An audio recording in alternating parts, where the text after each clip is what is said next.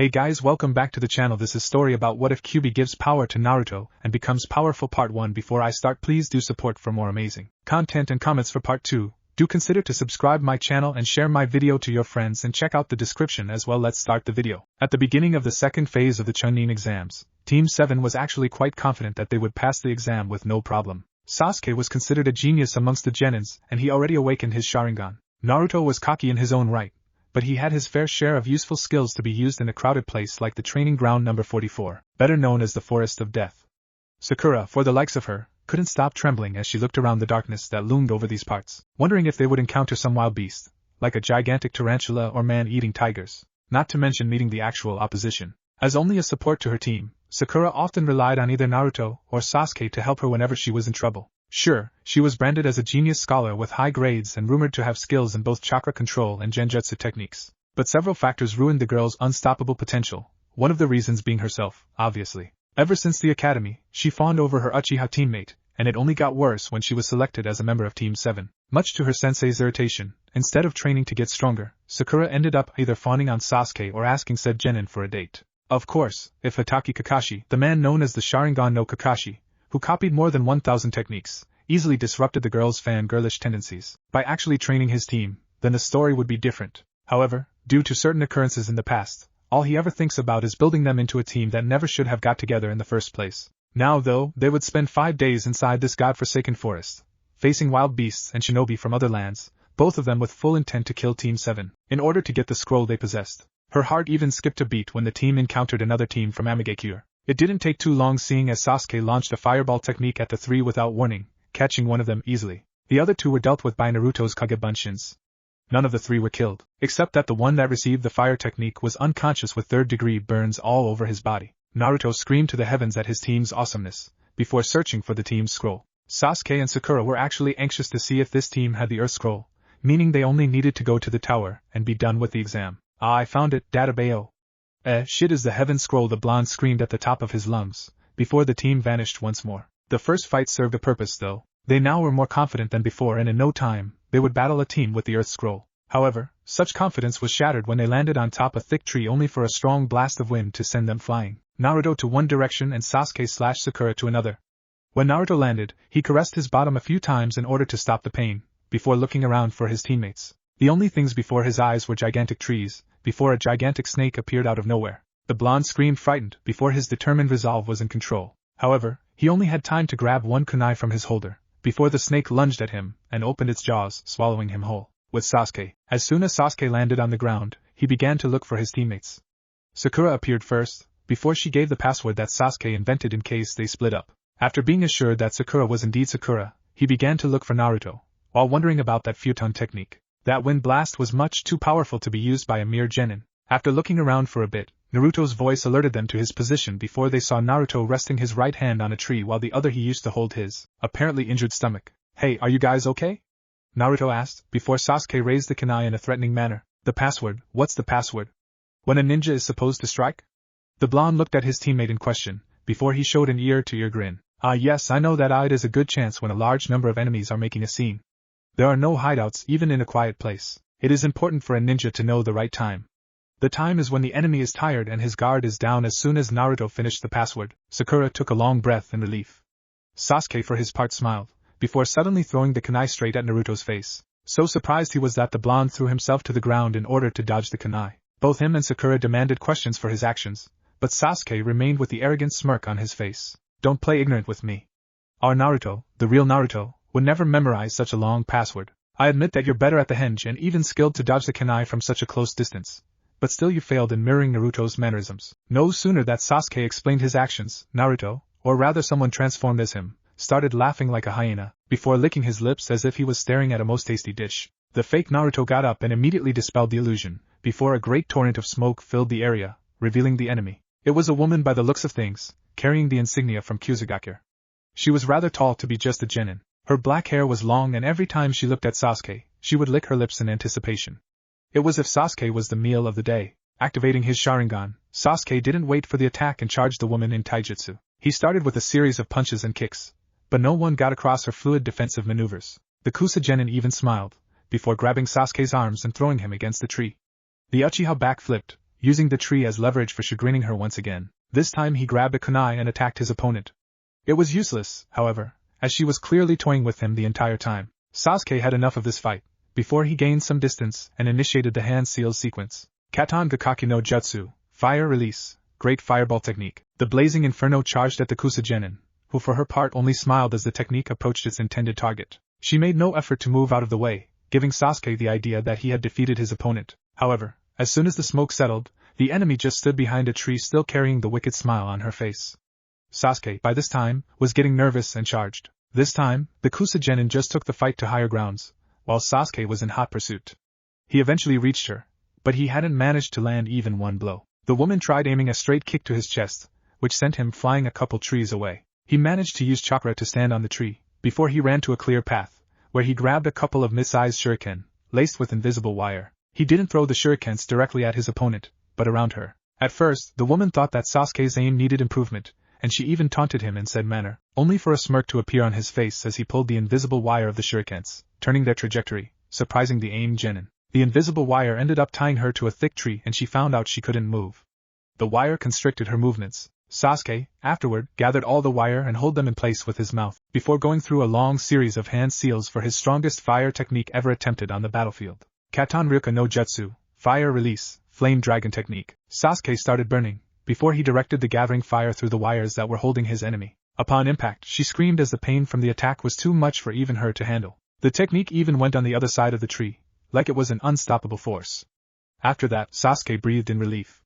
He had never faced this type of enemy before. No matter what he did, she was always 1 or 2 steps ahead of him. Images of his uselessness against his brother the night of his clan genocide flashed through his eyes. However, to his shock and utter fear, the woman appeared in front of him like she wasn't even fazed by his strongest technique, just as Sakura appeared next to him. They could see, however, that her face appeared to be melting. Kukuku, good Sasuke-kun. Very good, you are indeed very talented for someone your age. Now why don't you say we increase the level of our fight, was the next thing they heard, before both Sasuke and Sakura were bombarded with images of their death. With Naruto, the snake was having its fun digesting Naruto, while the blonde was busy screaming some obscenities that would make even Anko proud. However, even he was smart enough to realize that he didn't have much time left. His body was already covered with enough gastric juice that his clothes were being digested by the minute. Pretty soon his skin would as well, unless he did something. It was such a grotesque sight inside the snake's stomach. He couldn't see much, but he could see the rest of the snake's quite peculiar diet. He saw enough to realize that he wasn't the first human to be in there. No matter how much he thought, though, he couldn't figure out how to escape, until an idea hit him. It was more like a desperate move than anything. Any movement was being restricted by the snake's organs, but he managed enough strength to at least join his hands to form his most familiar hand seal. It's all or nothing. Take this, you damn snake. Tajukage Bunshin no Jutsu, Multiple Shadow Clone Technique. One by one, Naruto used his technique without concern of saving chakra. In no time, the snake's stomach ended up inflating like a balloon, before the deadly creature was ripped apart. Naruto, still covered with gastric acid, coughed multiple times, while imagining the consequences of not escaping. The thought of death wasn't alien to him. When his team faced the demon brothers, Naruto was frightened. At the time, he froze, and if it wasn't for Sasuke's help, he doubted that he would still be amongst the living. Now, that old feeling returned. Okay, it shouldn't be a routine situation. It's not every day that you become snake's food, but as a shinobi, he needed to be prepared to face odds such as this. Shaking his head in denial, Naruto started looking around for either Sasuke or Sakura. He began looking around the vicinity, before Sakura's scream reached his ear. Sakura-chan is in trouble. I must go immediately. With Sasuke and Sakura, after Orochimaru used that strange technique, he just settled for 2 kunais and threw them at the still frightened genins. Sasuke saw the kunais, but could do nothing. He then grabbed a kunai of his own and pierced his own thigh, in order to somehow wake him up from the trance Orochimaru placed them in. Quickly he grabbed Sakura, saving her from the kunai. Still, Orochimaru pressed on his taunting attack, forcing Sasuke on the defensive. The raven-haired genin was beginning to cower in fear upon seeing a snake appear behind him. Sasuke screamed at his opponent, more like begging him to leave him alone, before throwing various shurikens at the snake, killing it. However, once more Orochimaru appeared from within the snake, licking his lips while doing so. You can't let your guard down, Sasuke-kun. A prey needs to strain their minds all the time and run around in the presence of the predator, Orochimaru said, before extending his body like a snake and charging at Sasuke. However, before he could reach the already cowering Sasuke, a few kunais and shurikens appeared in front of him, stopping his path just as Naruto shouted, "Sorry I was late, Sasuke. I had to deal with something on the way here," Naruto shouted as Orochimaru looked at the blonde, wondering what happened to the snake he sent to deal with the annoying brat. Still, Naruto's presence did little to alleviate Sasuke's feeling of insecurity. So far, every time Naruto appeared, he ended up screwing things up. Thing was that right now, Kakashi wasn't here to fix the Dobe's mistakes. He was at a loss of what to do, before a cowering idea appeared inside his mind. It was beneath his pride as an Uchiha to even think in such a thing, but this foe, whoever he or she was, is way above their level and could easily kill them. Wait a minute, Sasuke called, before reaching for the scroll inside his holster.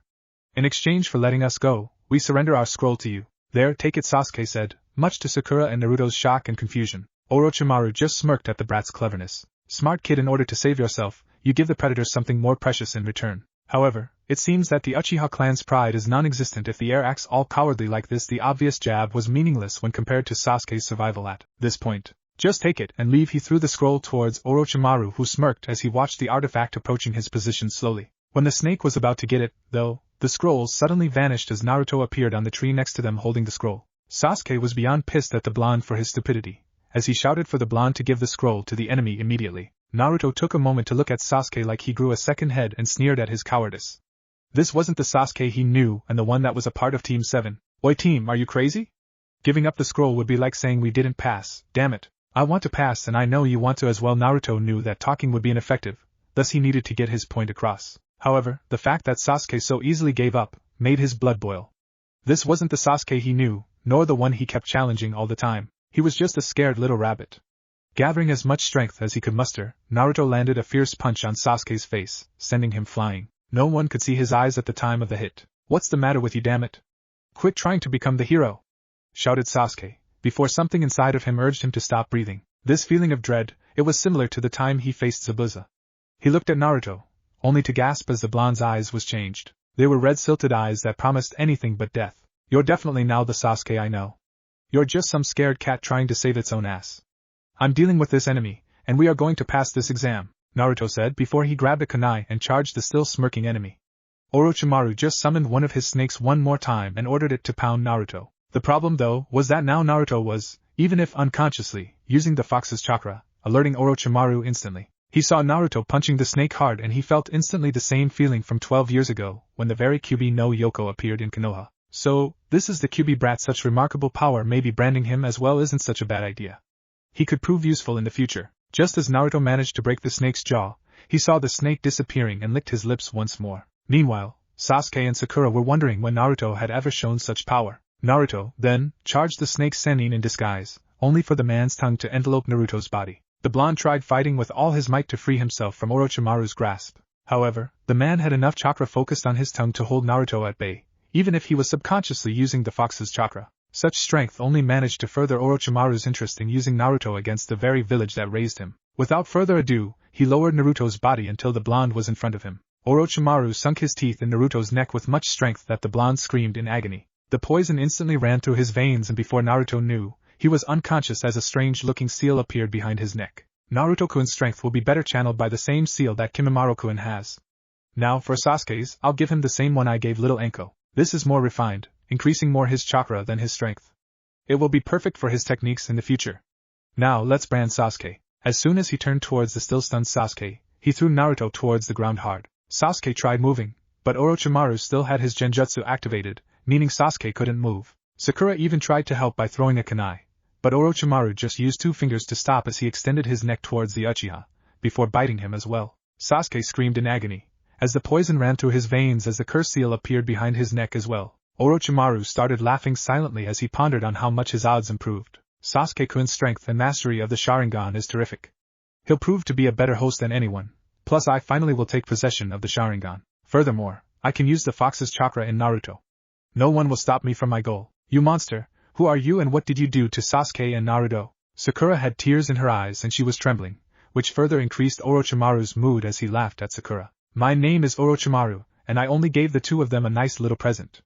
In time, both of them will seek me for power, and I'll be waiting. Till we meet again. Ku. While laughing, Orochimaru sunk below the tree, using a Doton evasion technique, leaving poor little Sakura to help both her teammates. Barely 1 day has passed since Team 7's most frightening experience so far, and the only conscious member of the team had to take care of the other 2 for the time being. Haruno Sakura took both Sasuke and Naruto to a small hideout below the roots of a tree nearby. Whatever that monster Orochimaru did, Sasuke and Naruto became incredibly sick afterwards. Both of their foreheads were burning up, indicating a fever, the likes of which she'd only read about in books, and it frightened her greatly. Here she was alone in the middle of a forest filled with man-eating creatures. What would happen if she had to defend herself against a gigantic carnivore, say for instance, a bear or a tiger, or even something hideous like a tarantula? Just the thought of seeing a man-sized spider with hairy legs approaching her was frightening enough, not to mention the fact that until one of them woke up, her team was vulnerable against other attacks. Suddenly, she heard the distinguishing glow of flesh being burned and flinched upon hearing Sasuke's moan of pain, while unconscious.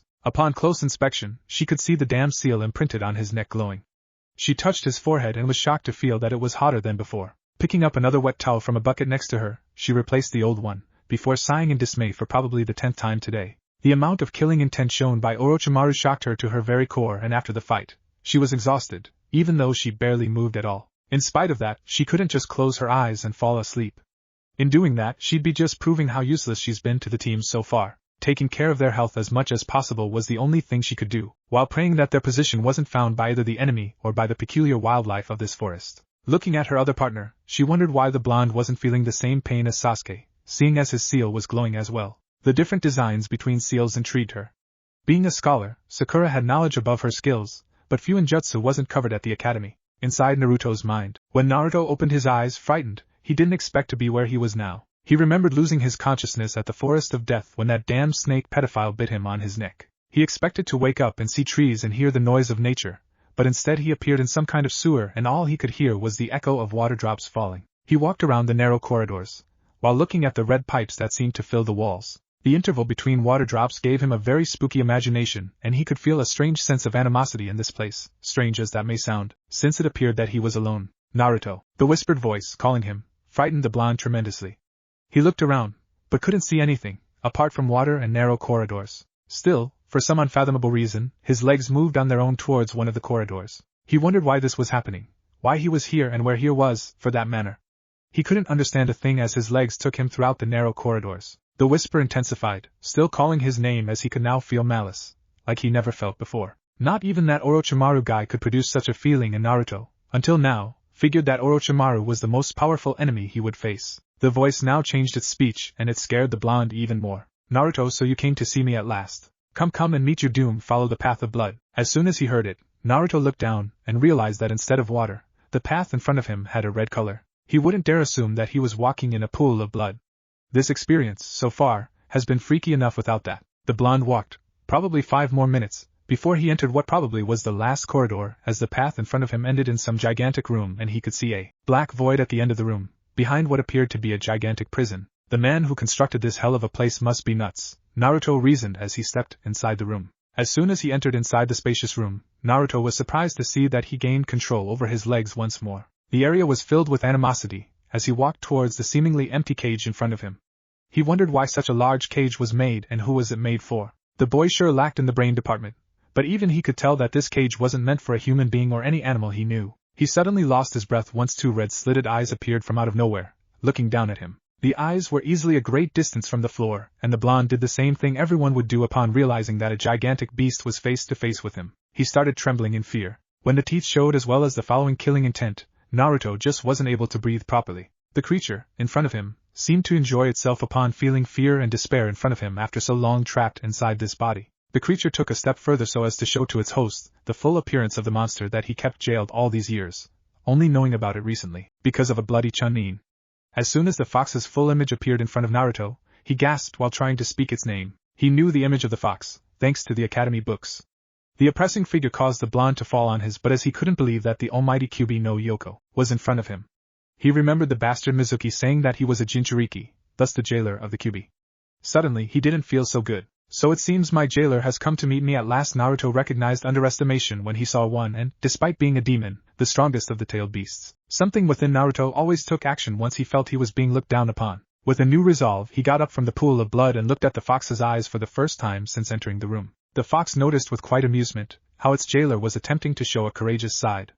It seems that, once more, you are in need of my help. You should have bowed at the presence of the almighty Kyuubi no Yoko, because of the pressure inside this strange chamber. When Naruto spoke, it came out weak. However, he cleared his throat a bit and addressed the fox as if he could talk to a demon like he would to a human being. Hey you damn fox, who are you to demand me to do stuff, huh? I don't know how the hell I got in here, but Kami knows that if I could choose, I prefer never to see your face. As soon as he realized just whom he was addressing to, he regretted his words. The fox's eyes narrowed at the blonde and Naruto felt as if the creature would eat him alive. The fox, for its part, never once saw such blatant disrespect coming from a pathetic midget. He'd kill the foe for much less than what Naruto said. Still, the fact that the blonde was here took precedence over throwing insults against each other. Despite everything though, the fox was experiencing a new sense of amusement at this kid's courage to face the fox. Surely, the fox met tons of men that didn't have his bravery. You should watch your mouth in my presence, you brat. If it wasn't for this cage, you'd be eaten. Now I believe it's high time we discussed what that cursed snake branded you with. The memory of Naruto being beaten came full force as the symbol of the curse seal appeared on the wall near the cage. Surely it was amplified, because the real seal wouldn't take an entire wall. It started glowing red all of a sudden, and the blonde felt a strong pain running through his system. Indeed, that snake placed this seal on us, with the sole purpose of using us in the future. It's a masterpiece, the likes of which was used to seal me inside you, pathetic child. What can we do? Can we take it off, destroy it or something? It's really hurting me. Only an imbecile wouldn't accept the power that radiates from this seal. In normal occasions I would simply get rid of it, by focusing a drop of my energy. From what I can see, it has some sort of attachment to the caster. Instead of destroying it, I'll bend it so that you can use it without the repercussions. You can thank me later, brat. Immediately afterwards, the fox's aura appeared from beneath the creature and slowly but surely reached the seal. Upon contact, Naruto had to close his eyes not to be blinded by the sudden light that engulfed the chamber. When the light dimmed down, Naruto looked back at the seal, only to see that instead of the black ink, the seal was red. As Naruto observed the seal, Kyuubi explained the changes made by him. Naruto was now able to activate the seal without worrying about the repercussions such as rage or losing control to Orochimaru's will. The genin didn't have time to question the fox as he was expelled from the confines of his mind to the outside world. As soon as he opened his eyes, a red aura engulfed him, shocking the audience at feeling, once more, the same level of power radiating from another person. Even the other influenced by the curse seal was surprised, upon seeing Naruto. While Naruto was talking to the fox, a team from Hokage chose this moment of weakness to attack Team 7 and thus Sakura had to step up and defend her team. Of course, she didn't have a chance against 3 high-level genins and was captured easily. It was only due to the sudden appearance of a year-older genin called Rock Lee that Sakura's chances of survival improved. However, due to a sound attack, Rock Lee was incapacitated.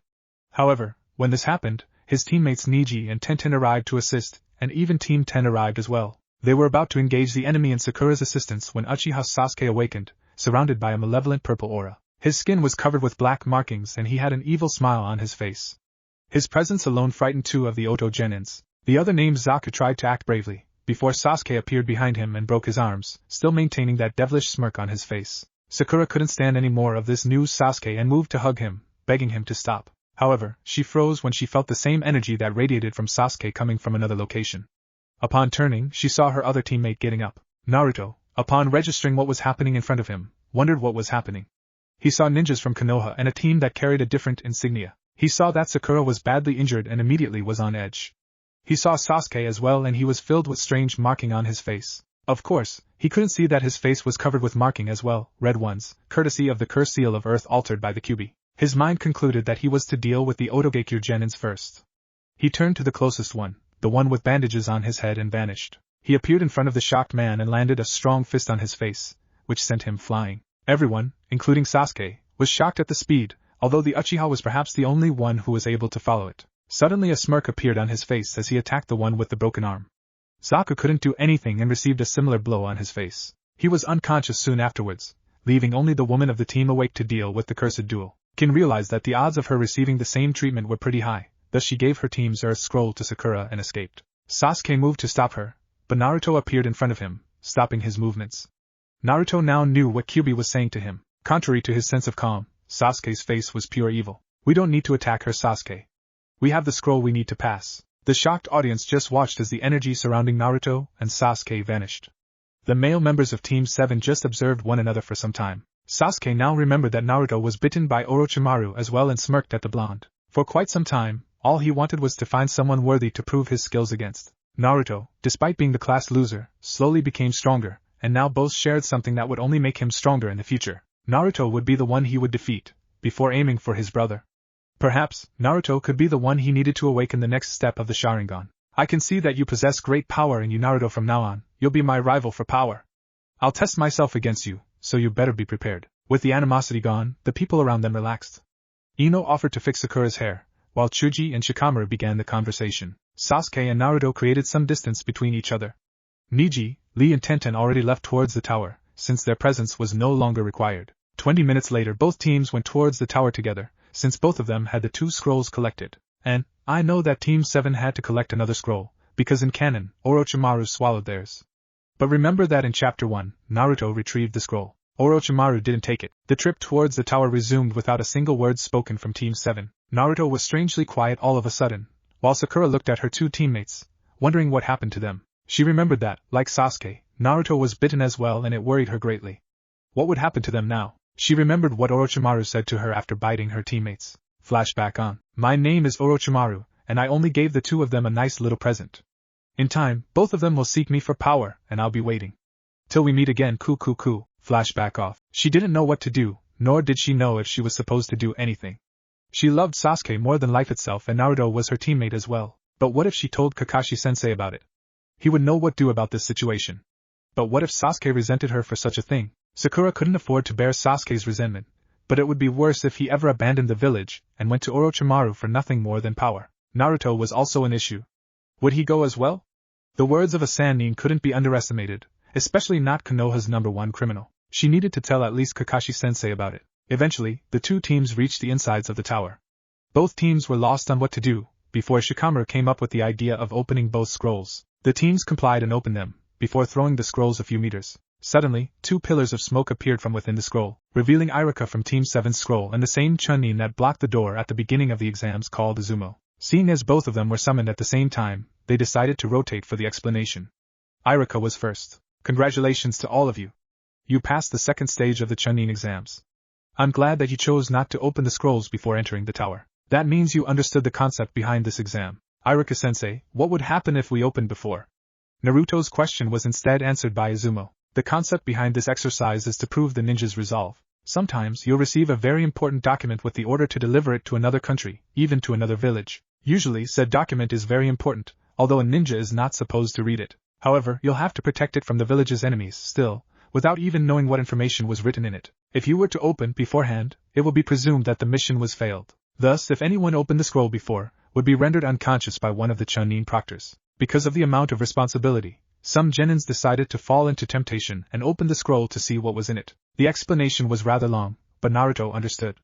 Iruka explained afterwards. Now, for those who passed, I'm required to explain the meaning behind the Heaven and Earth scrolls. If you look at the plaque behind me, it contains a very important message for all of you. If you do not possess heaven, gain knowledge and be prepared. If you do not possess earth, run through the fields and seek strength. If you have both, dangerous paths will turn into safe ones. This is the secret of a Chunin. It shall lead you on your way. The looks on the genins' faces were priceless. Naruto's was by far the funniest as he was having trouble even understanding some of the words that came out of Iruka's mouth. Seeing the confused looks on your faces, I'll explain. This is the principle Hokage-sama wrote that you all should keep in mind as a Chunin. You must substitute the words heaven and earth for knowledge and strength. For example, if Naruto's weak point is his brain, then he should study and prepare for missions. At this, Iruka heard Naruto mumble something while Sakura laughed at him despite everything, but Iruka ignored and continued the explanation. Also, if Sakura and Ino's weak point is strength, then both should train themselves every day. Thus, if you possess both heaven and earth or knowledge and strength, then any dangerous missions will become safe. It can even become easy, depending on the mission. Now, seeing as there is still time for the exams, we'll guide you to a place where you can take a rest. Please follow us. The 2 teams smirked at the explanation, before they followed the 2 Chunins towards their accommodations. They had at least 3 more days to rest, before the exams were over. Sakura chose to take a long shower, while Naruto went to eat something. Sasuke went on his way to God knows where. Team 10 decided to just rest and save their energy for what will happen next. Now alone, while asking for some ramen, Naruto pondered on the curse seal and what Kyuubi said to him. This power was tainted, he knew that. Despite it all, Kyuubi made it so that he didn't suffer the consequences of its usage. However, while his problem was solved, Sasuke's wasn't. He remembered Sasuke's face with the curse seal active, and he wondered what would have happened if he wasn't there to stop the Uchiha. 3 days later, inside a rather spacious room located within the confines of the tower, 2 people were located as they were discussing the last events that shocked the hidden village in the leaves. The Sannin Orochimaru managed to infiltrate the Chunin exams and he was after something, or rather someone. Mitarashi Anko, the woman with purple hair and a green trench coat, was busy massaging the right side of her neck where the same curse seal of heaven was visible. After dealing with Sasuke and Naruto, Orochimaru engaged in a fight with her.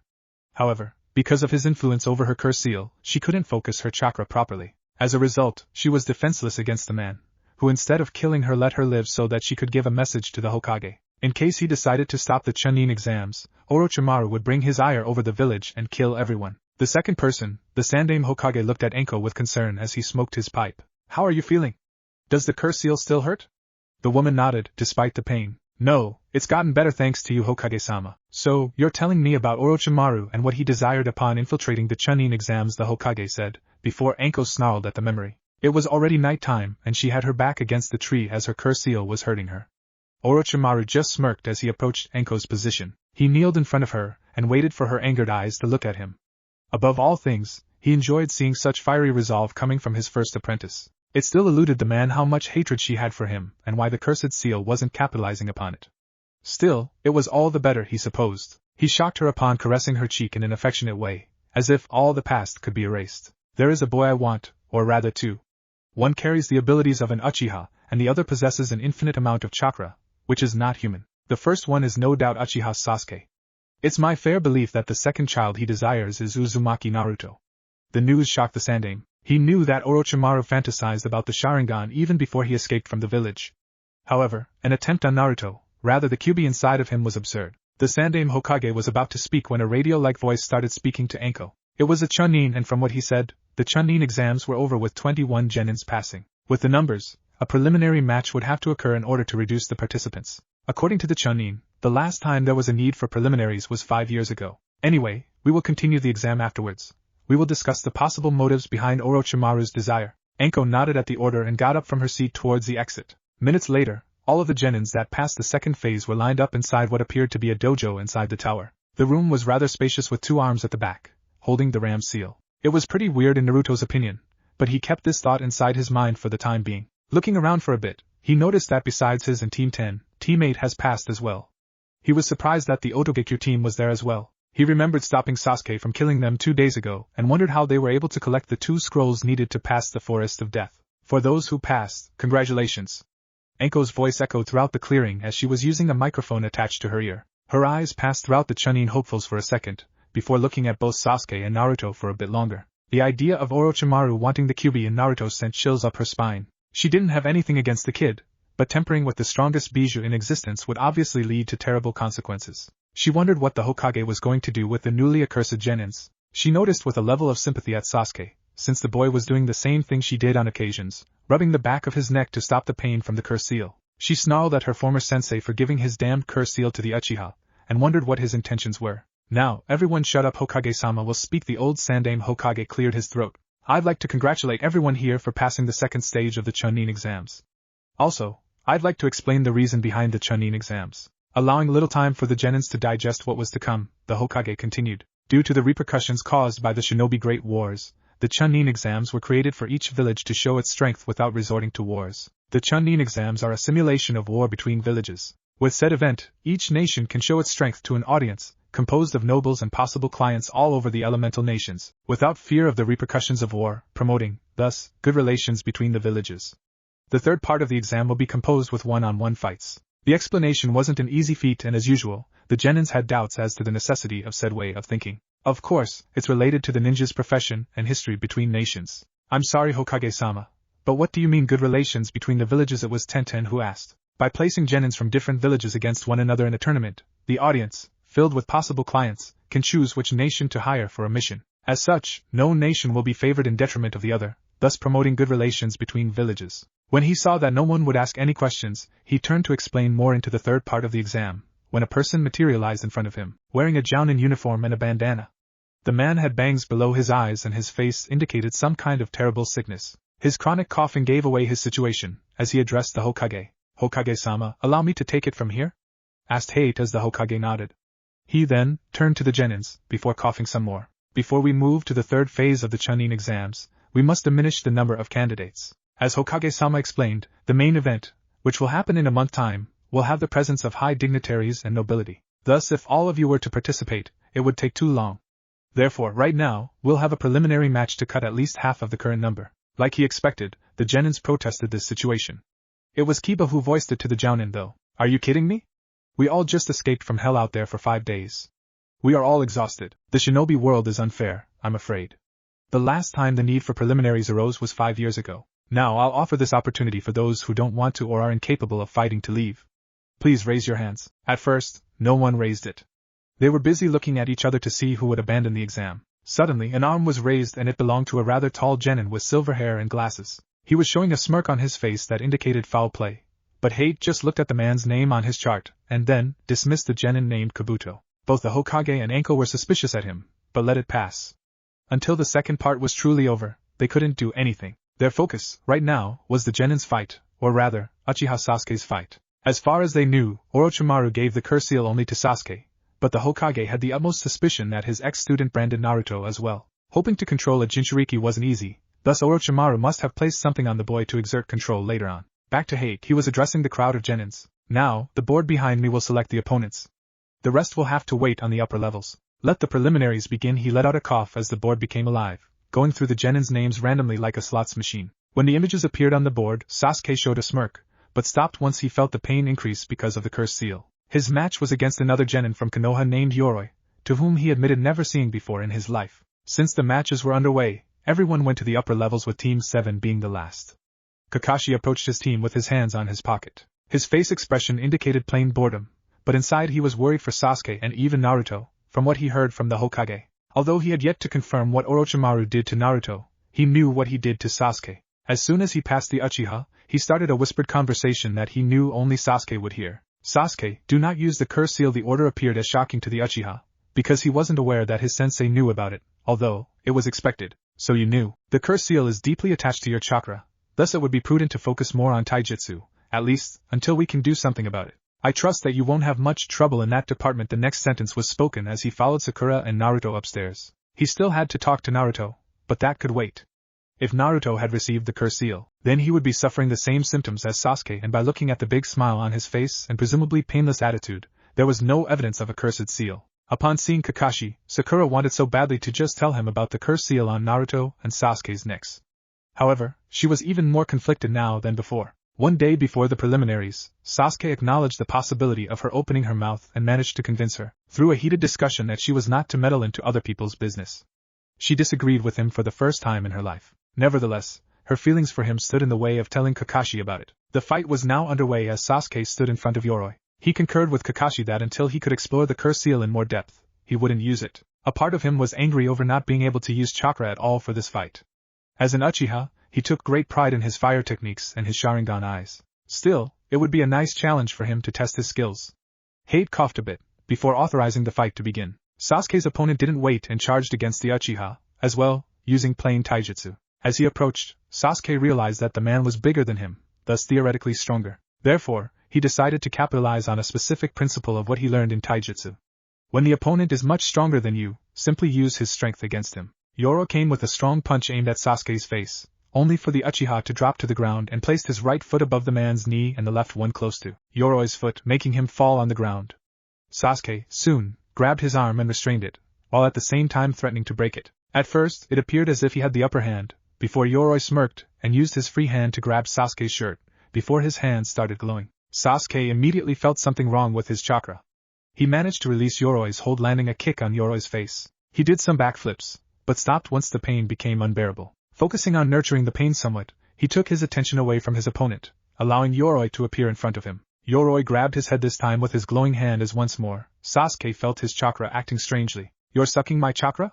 The realization forced a smirk behind Yoroi's mask as he thought it was too late for Sasuke now. "Very cunning of you to notice, but I'm afraid it's too late now." Despite Sasuke's momentary hold, with a trembling right hand, he managed to grab a kunai inside his pouch and quickly attacked Yoroi, opening a deep gash on his clothes. A few inches further and surely, the man would lose a lot of blood.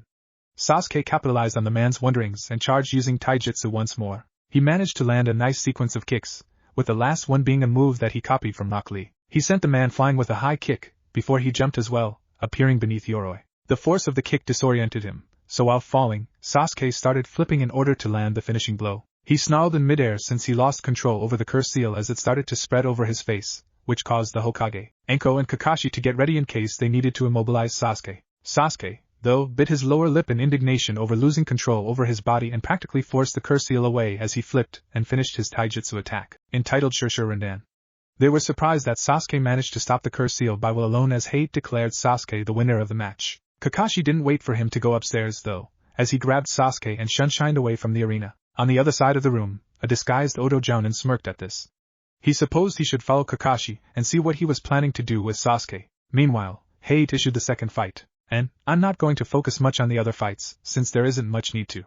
Everyone already knows what happened. Instead, when I return to the fights, it will be Naruto's turn. Sasuke and Kakashi. Sasuke just stood in the center of the room, while he saw Kakashi planting several kunais around him in a circle. He supposed it had something to do with the curse seal on his neck, but he waited for his sensei to finish whatever he was planning on doing. Once planting the last kunai, Kakashi looked at his student with a bored expression. He took a moment to ponder about the situation presented before him and the possible repercussions that would result from what he was about to say to Sasuke. It was a pain, and in all actuality, he was against the Hokage's orders. As the last Uchiha, everything about Sasuke was considered sensitive, but the old man had faith that the will of fire burned brightly within the boy, despite its cold exterior. Sasuke, after I'm done explaining this to you, I don't want you to respond right away. As I'm sure you're aware, the curse seal on your neck is a very sensitive topic. Hokage-sama asked me to lay out your options. There is a sealing jutsu that is able to seal the curse seal, which would improve your chances in controlling it. By placing this seal around the curse seal and based on your will to block its force, we can better contain it. By the look on Kakashi's face, Sasuke could tell that he wished that the Uchiha would choose this path, despite now knowing his other options, but he listened anyway. Your other option, which was given by the Hokage, was for you to use the curse seal at will. The shock on Sasuke's face was quite evident, and in all fairness, Kakashi was surprised as well when he heard Hiruzen's reasons for such. Despite knowing that the Umbu would constantly keep their eyes on Sasuke, Kakashi wondered if, with this, Konoha would end up handing Sasuke to Orochimaru on a silver platter. Even Orochimaru, hidden from the shadows, was surprised at this as he wondered what his old sensei was thinking. Sasuke, for his part, was surprised at the vote of confidence. No doubt the Hokage would make sure to keep tabs with him, somehow. The pain he felt was because he tried to repel the cursed seal. He needed power to kill his brother, that was for sure. He turned to his sensei with a serious face. Surely, the old man would demand something in return, he reasoned. What's the catch if I were to choose the second option? Kakashi knew Sasuke would go for the second. Hokage-sama's only interested in the village's welfare. Sasuke. The vague answer was rather clarifying. Uchiha Sasuke may be lost in revenge, but he was smart enough to realize that the Sannin Orochimaru wanted something in return for giving him power, and giving anything to Konoha's most wanted criminal besides Itachi would be, in all essence, considered treason against the hidden village in the leaves. Sasuke supposed it wasn't a tough condition to uphold. Perhaps, this could work to his advantage as well, seeing the only thing that mattered to him now was killing his brother and reviving his clan. Kakashi nodded in quiet concern at Sasuke's choosing. However, it was not his decision to make, rather the Hokage's. He just hoped that this decision wouldn't bring trouble to Konoha in the future. Orochimaru, on the other hand, didn't enjoy this course of action. He should have been thrilled that Sasuke would use the curse seal, but something in his mind wondered if perhaps said approach could convince Sasuke to remain in the village, rather than the opposite. It didn't take too much intelligence to understand what Kakashi said. Perhaps, he underestimated his sensei a bit. Once back at the dojo, Sasuke and Kakashi were surprised to see that Naruto's fight would be next. According to Sakura, Aburaim Shino won his match against the Odo Genin Zaku and Shikamaru won against the Odo Kunoichi Kin. Now, the fourth fight was Naruto against Kiba. Both Sharingan wielders nodded, before a Jounin Kunoichi by the name of Kurenai approached Kakashi. The scarecrow Jounin looked at her with half his visible eye open as he wondered what she wanted to talk about. Your Genin should forfeit Kakashi. There is no way he can beat Kiba. Sasuke didn't understand why, but he actually considered telling the Jounin not to underestimate Naruto, something he never thought before. Like him, Naruto was an orphan. Like him, the blonde was alone, and also like him, Naruto received a cursed seal. These three facts alone were kindly opening Sasuke's eyes to who exactly was Uzumaki Naruto. The fact that they belonged to the same team was irrelevant to Sasuke. Kakashi, for his part, just smiled at the Jounin's comment, which kind of infuriated Kurenai. The first time Kakashi showed that smile, she wanted to cast her most powerful genjutsu. The feeling only increased with time. We'll see about that, Kurenai. Naruto has matured a lot since the academy. I bet you'll be surprised. The smug look on Kurenai's face didn't change. She smiled at him and turned to see the fight. It could be considered pride on his part regarding her student, but anything coming from Kakashi's mouth had its merit. However, the blonde was the academy's dead last. Even with Sharingan no Kakashi as his sensei, he couldn't be better than Kiba. Sakura, despite everything, wanted to cheer for her teammate, and she would. Back to the fight at hand, Kiba used the period before Hyade's announcement to trash-talk Naruto a bit. Naruto, why don't you give up already? There's no way a dead last like you can beat me and Akamaru. The dog even let out a bark in acknowledgement of what Kiba said, much to Naruto's displeasure. He decided that using the curse seal wouldn't be the best course of action right now, for some reason. He would use the skills he already possessed. I'll make you eat those words, dog breath. Hade had had enough of this, and authorized the fight. The two opponents looked at one another for a bit, as the audience discussed between them that Kiba would win this quick. Those voices belonged to Ino and Shuji. Shikamaru would agree, except that he remembered what Naruto did at the Forest of Death. That energy that surrounded him was strange. Even stranger was that he managed to deal with the Oto Genin with just one punch. He couldn't predict the outcome of this match. It was Kiba who made the first move as he molded chakra for his technique. He immediately crouched on the ground like a canine as his nails and teeth were elongated. He then vanished from sight, surprising Naruto. His eyes briefly saw some debris from earlier fights. When Kiba hit him on the stomach, the blonde already managed to replace his body with nearby wood. However, he was surprised at Kiba's speed. Kiba, for his part, was surprised that the blonde managed to use the Kawarimi so quickly. He shrugged it off and charged once more, this time landing a strong attack on Naruto's chest, sending him flying. It actually took some air out of Naruto, but he managed to get up and take a kunai from his pouch to aid him. Kiba charged once more, this time, with his nails, but in underestimating the blonde and attacking the same location as before, Naruto managed to parry it with his kunai. Quite shocked at the movement, Kiba created some distance from the blonde for a while. He smirked though, when Akamaru jumped from behind Naruto and started biting the blonde's arm. With Akamaru's distraction, Kiba charged Naruto. Naruto noticed Kiba's movement, and landed a strong punch on Akamaru's face, before throwing him straight at Kiba. So concerned he was for his partner's well-being, that he let go of the attack, in order to see if Akamaru was okay. Kiba snarled at Naruto for hurting Akamaru, before he gave a red pill to his partner. It's over this time, Naruto. I was considering taking it easy on you. Jujin Bunshin no Jutsu, Beast Clone Technique. Naruto was surprised when Akamaru's fur turned red. He was even more surprised when the dog jumped at Kiba's back and transformed into another Kiba, as if one wasn't already difficult to begin with. Kiba and Akamaru smirked and charged Naruto at the same time. They began spinning madly. Suddenly, they formed two drills as they charged at Naruto with great speed. It was Kiba's strongest technique so far, and he would use it against the blonde for what he did to Akamaru. Gutsuga, dual piercing fine technique. Acting quickly, Naruto managed to get out of the way from both drills, but he never took his eyes away from the drills as they made a turn and charged once more. This time, it was a close call as 1 second later, the second drill would catch him. Kiba and Akamaru attacked him relentlessly, not allowing him time to attack. Quickly grabbing a smoke bomb from inside his pouch, he threw it to the ground, enveloping him inside. The drills continued his attack, but with the smoke bomb, they couldn't see. When the smoke was cleared, the entire audience was confused when instead of Naruto, a third Kiba appeared. The three looked at each other with shocked faces. Kakashi and Sasuke smirked at Naruto's way of thinking. Shuji, Ino and Shikamaru were shocked to see that Kiba was having trouble with Naruto. Shikamaru was because he thought that the blonde would use that energy from the Forest of Death. The fact that he resorted to other means of attack against Kiba surprised him. What surprised him even more was that Naruto had a brain in order to henge into Kiba. Despite the situation, Kiba was the one that smirked as he turned to one of the lookalikes and punched him. A nice plan, Naruto, but you can't fool my nose. Kiba's smirk turned into shock as the henge cleared, appearing a beaten Akamaru instead of Naruto. So lost he was that instead of focusing on his senses, he punched the real Akamaru. Kiba was shocked once more. The first beaten Akamaru got up and turned into a smirking Naruto. He charged at Kiba and landed a fierce punch on his face, seeing as his opponent was focused on the fact that he just punched Akamaru, thinking that it was Naruto. Kurenai was surprised at the boy's strategy, wondering if the reports of the academy were accurate. Kiba got up from the ground and anyone could see in his eyes that he was beyond mad at this point. Not only did Naruto punch Akamaru, but he also forced Kiba to do it as well. Kiba was even trembling from rage, while Naruto resumed his smile of triumph. He guessed it was time to use that technique. Kiba, 2 against 1 was unfair. Dog breath. Kiba had to bite his hand a bit, to control his rage at the blonde. If you like numbers so much, then I have a surprise for you. Tajua Kage Bunshin no Jutsu. Multi-shadow clone technique. As soon as the words escaped his mouth, the audience opened their mouths, mostly not believing the number of clones that appeared surrounding the also shocked Kiba. As he looked around, all he could see was blonde hair and orange jackets. Only those upstairs had a fair advantage in knowing how many clones were down there. The only ones who knew about the boy's knowledge of Kage Bunshin technique and extensive chakra capacity were the Hokage, Kakashi and Yumino Iruka, who happened to be watching the fight with a smile on his face at seeing Naruto's growth. Kurenai wondered how the hell Naruto could create so many clones, while looking at Kakashi from the corner of her eye. The scarecrow Jounin appeared aloof to things around him, but inside he was smirking at Kurenai for belonging to the list formed by ninjas who underestimated Uzumaki Naruto. The woman, for her part, felt a bit of shame as she underestimated Kiba's opponent just like Kiba did, and now there was no way he could win. When the clones attacked, Kiba managed to take down a couple dozen driven by pure anger. However, he couldn't deal with the rest as he was pounded mercilessly just like Mizuki was a few months back. A couple minutes of beating later, the clones vanished as the proctor approached the unconscious and beaten Kiba on the floor. He used his fingers to feel for a pulse and was surprised to feel one from the beating he witnessed.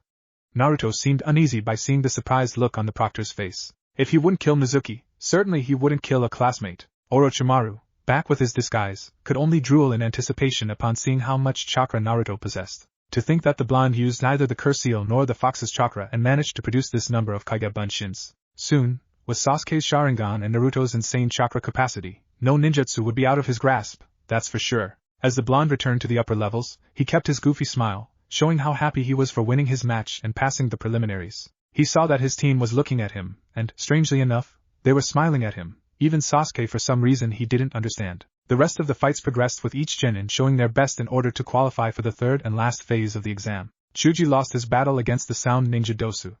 Sakura was pitted against Ino, a match that resulted in a tie. Kankuro managed to win his fight against an older Konoha genin, seeing his puppet trick, and the Sand Kunoichi Temari bested Tenten through her expertise in wind jutsu. The last two matches, though, showed the genins two things. First of them was never to mess with Sabaka no Gaara. In his match against Rock Lee, he used his sand and crushed Lee's right arm and right leg completely.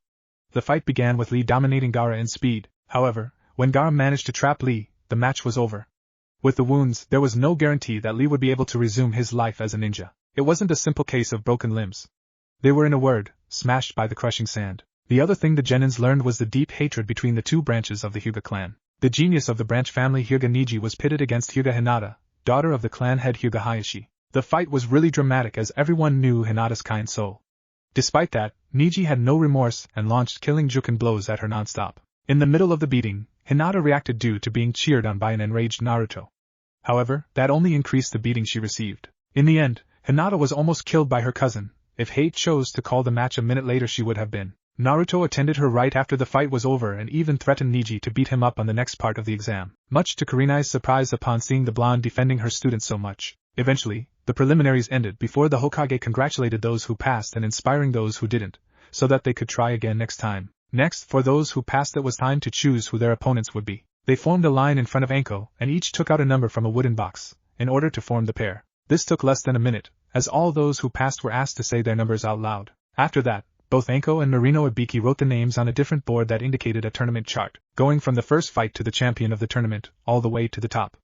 The matches were settled as following. Match number 1 Uzumaki Naruto vs Hyuga Neji. Match number 2 Uchiha Sasuke vs Gaara. Match number 3 Sabaka no Kankuro x Abirame Shino. Match number 4 Nara Shikamaru x Kinyuta Dosu. Match number 5 Sabaka Tamari x winner of match number 4. The third and last phase of the exam will occur in 1 month time from now, the Hokage said, surprising those who passed. There are 2 reasons behind it. Seeing as you'll be performing for an audience, we will need the time to prepare the necessary summons for the dignitaries that will attend the tournament. Also, these previous matches occurred on the premise that each of you was fighting a stranger, which is no longer the case. You'll need time to train in order to incorporate new skills or perhaps improve your already existing ones. So, in order to make the finals fair and just, we're giving you this month to prepare. The group of genins nodded as each looked towards their respective opponents, with mixed feelings. Neji smirked, seeing as his first opponent would be an easy one. Naruto, for his part, glared daggers at Neji, from what he did to Hinata.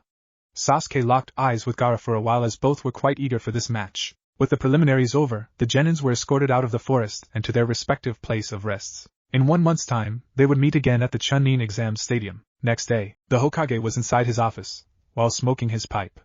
In front of his was the list of high dignitaries that he would invite to the last part of the Chunin exams. However, this task wasn't necessarily a concern at the moment. In front of him were Jounin Kakashi and Tokubetsu Jounin Anko. The Hokage called both of them here to discuss what happened at the Forest of Death between Orochimaru and 2 of Kakashi's genins. It was needless to say that both Sasuke and Naruto needed to be prepared for the exams, as surely, Orochimaru would make his move then. However, the whole purpose of the 1-month period was for the genins to better prepare themselves and improve. That being said, Hatake Kakashi couldn't train both of them together. Sasuke's first opponent will be the Kazekage's son Gaara. I'll be training him to further improve his Sharingan and get him adapt on the Cursed Seal, as per your instructions, Hokage-sama. If he shows me he's ready, I will consider teaching him the Chidori. Such level of confidence in his student, the Hokage mused, just like he had with Orochimaru back when he was just a genin. Regardless, the Chidori was an assassination technique, and to teach a genin an A-rank technique of said caliber was unheard of. Still, he trusted Kakashi to do the right thing, as far as Sasuke was concerned. What do you intend to do regarding Naruto? Like Sasuke, he'll face a tough opponent, and you won't be able to train him. Anko remained quiet throughout the conversation, and she wondered why the Hokage called her if he intended to talk about Naruto and Sasuke's training. Ebisu already agreed to tutor Naruto for the month. Naruto's insane chakra capacity makes it hard to be controlled. With an elite tutor such as Ebisu, I'm sure Naruto's chakra control will improve. Besides that, I don't believe we have much margin for improvement in 1 month time, at least as far as a genin should know anyway. Elemental training would be a good start, but 1 month isn't enough time for that. The Hokage couldn't help but agree that it took time to develop a shinobi's elemental affinity, but what he didn't agree was Kakashi's choice as replacement for Naruto's teacher. While I agree with you regarding the element, I believe that Ebisu, despite being an elite tutor, won't achieve results with someone like Naruto. From what Iruka told me, Naruto is more of a trial and error kind of learner. Focusing on theoretical explanations regarding chakra control won't achieve great results. And like you said, by the time he understands what Ebisu is trying to teach him, the month period will be over. I do not doubt your skills as a teacher, Kakashi, but I believe there's a more suitable teacher to improve his skills, and I even dare say that this person could help him develop his affinity faster.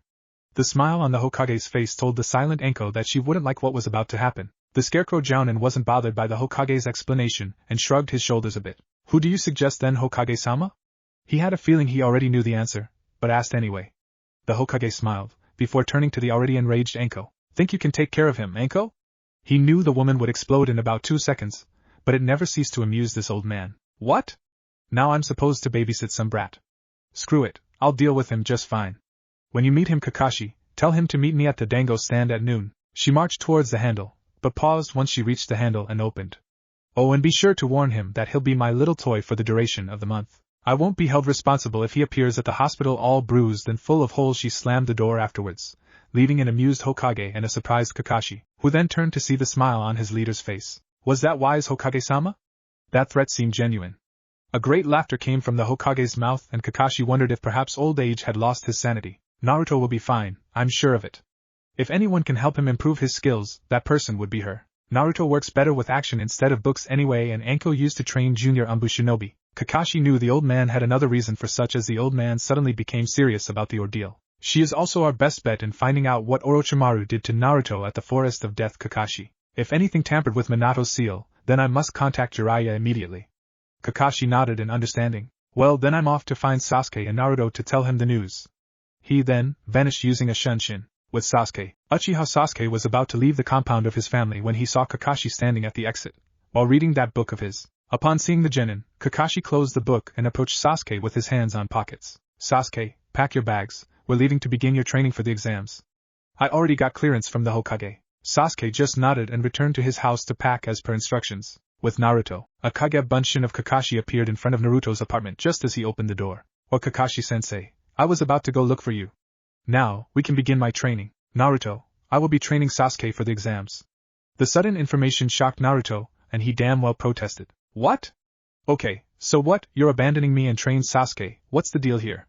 Naruto made his best face of anger, but clone Kakashi just maintained his normal expression. Sasuke's opponent is Gaara Naruto.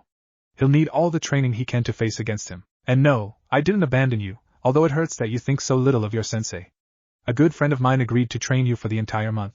You are to meet her at the dango stand in 1 hour. Naruto continued to stare at the Jounin with his face of anger. Train hard, Naruto. With the right motivation, you can overcome any obstacle set before you. I'm quite eager to see the results of your training in 1 month time. Until then, take care. Kakashi clone was dispelled soon afterward, which infuriated the blonde even more. However, the blonde wouldn't be deterred by this. He needed to get stronger. Becoming a Chunin meant one more step towards his Hokage dream. Plus, he needed to teach Neji a lesson for what he did to Hinata. 1 hour later, once he arrived in front of the dango stand, he got inside and looked around in order to find the one who would be training him for the entire month. He was surprised, though, that only one person was there. Naruto was wondering where he met the kunoichi in front of him. There wasn't many kunoichis wearing trench coats, had purple hair and wore ambushin guards on her legs. When Anko turned and smiled at her charge, Naruto's face went blank in fear as he now remembered where he saw her for the first time. You are late, brat. I will be taking care of you. Ah, it's the crazy lady from the Chunin exams. Run for your lives, the blonde screamed to heavens as he ran far away from Anko. A vein popped on her forehead as she took all the empty dango sticks and even a few senbons from her pouch and chased the screaming Naruto. The brat's voice was annoying as it is, without him calling her crazy lady. Oh, he would pay dearly for that. It was a wild chase throughout the village as Naruto was busy dodging senbons that were being thrown by an infuriated Anko. Naruto quickly passed by Sasuke and Kakashi, never once stopping to grate them or curse Kakashi for doing this to him. When Anko passed with a great load of senbons between her fingers, Kakashi just smiled at his student, while Sasuke looked at his sensei. He was trying very hard not to laugh at the scene, though. Eventually, Naruto entered a training ground which was, in fact, a forest covered with trees and a nice river. He used tree walking to climb a tree, before the woman stopped chasing him. "Brat, get down from there, I won't throw senbons at you anymore. I just want to talk to you." The frown on his face told her that he didn't trust her enough to do that. However, when she just walked away from him, towards the lake, he figured that she was telling the truth. So, he followed her, until the river margin as Anko stepped on top of the river and walked like she was doing before. Looking back, she saw that he wasn't following her. She smiled, knowing that like Kakashi said, the blonde needed chakra control exercises. "Okay brat, let's get one thing straight. I don't like babysitting little brats, so if it's training what you desire, then training is what you'll get. I'm not used to training little genins, so I'll give you the same hard time I give to junior Anbu personnel. The very second I hear any complaint out of you, I'll leave and you're on your own. You understand?" Naruto nodded, though something inside his mind told him very seriously to reconsider. "Good. Now, according to your sensei Kakashi, your chakra control is total crap, so we'll work on that. Also, from what you've displayed minutes ago, you have good reflexes, but I'll hone them even more, so be prepared for sneak attacks. We'll only have 1 month, which hardly is enough time to improve your taijutsu, which by the way, still needs work. You'll be my punching bag for a while, until you learn how to fight at an adequate level. Our fights will be unrestricted, meaning that I can use anything against you, as you can on me. When I'm through with you, if you're not dead by then, you'll be considered chunin material in my book. Now, as far as ninjutsu and genjutsu, we'll focus more on the former. With chakra capacity as big as yours and with control as crappy as yours, no genjutsu technique would ever work. Now, the Hokage was against you focusing so much on your element, but we'll give it a try. Remember, for 1 month's time, you'll be mine to play with and you won't get to rest until maybe 2 days before the exam and only if I feel like it." This general type attitude was actually exciting Naruto, instead of frightening him. If half of what she intended to teach him got through, then he no doubt would win this tournament. Anko could see, in his eyes, that the boy wasn't scared and it only served to ignite something inside of her, as she reached for a piece of white paper inside her pouch. "If he enjoys being tortured so much, he'll fall in love with me," she reasoned. Seriously, even Junior Anbu would be trembling right now. Maybe training this brat wouldn't be such a bad thing after all. But first, she needed to learn his element. This rule that elemental chakra is a chunin level skill was bullshit, and she intended to at least teach him a technique or two of his element. Now before I begin to explain you about the elements, I'd like to see which one you're most suited with. So focus some chakra through this sheet of paper right here. It's made from a special tree here in Konoha. As Naruto took the piece of paper with his right hand, he looked at it for a while, before looking at the woman in front of him. He nodded and closed his eyes for a second. When he opened, he was surprised to see that the paper was sliced in multiple pieces. Upon looking at Anko's sudden shocked face, Naruto wondered if he did the exercise wrong. Actually, what shocked Anko wasn't the fact that she had to teach him the wind element. Sure, it was considered the toughest element to master, because of its volatility. What shocked her was that normally the paper would just sliced only once.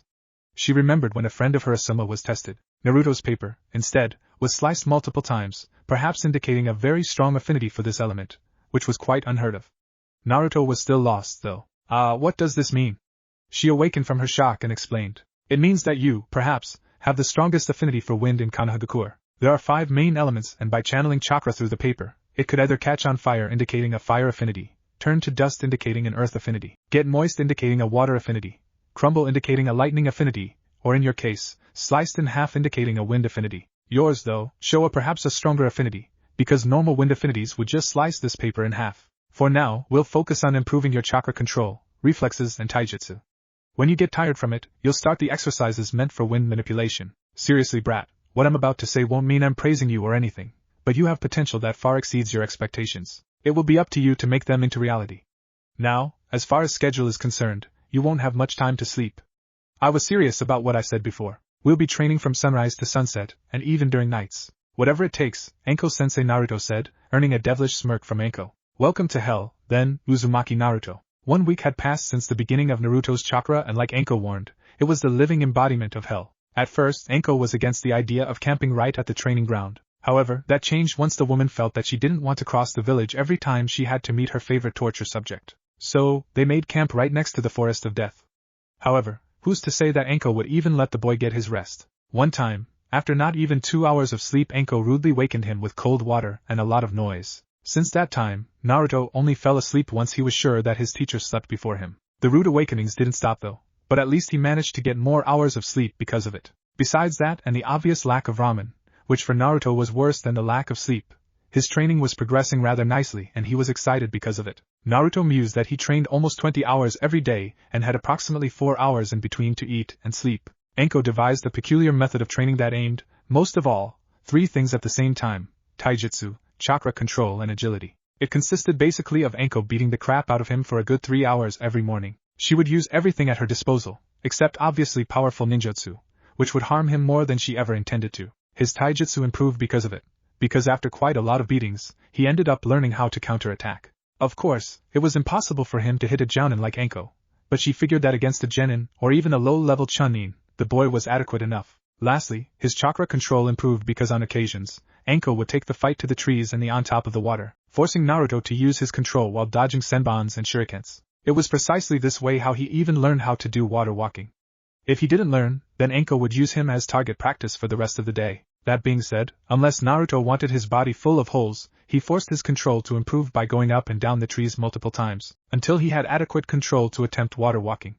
When the afternoon began, the two went. Actually Naruto did and Anko just waited, hunting for food. Anko even had the audacity of sending him inside the forest of death just so that he could grab a nice juicy steak for her. She expected for Naruto to encounter some dangerous creatures like a gigantic tarantula or a snake. The woman was surprised when Naruto appeared unscathed, as well as 20 clones, carrying a 500-pound wild pig for her. The poor animal had kunai holes all over his body. After lunch, it was time for ninjutsu.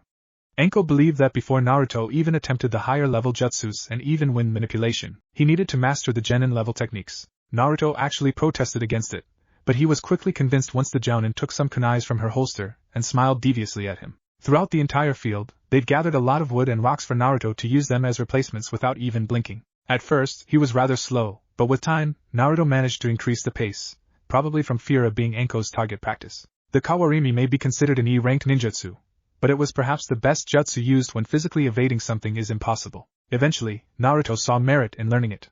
The Bunshin jutsu was almost impossible, so Anko didn't even bother with it. Naruto had way too much chakra for that to work. It didn't matter because he had the Kage Bunshin to use.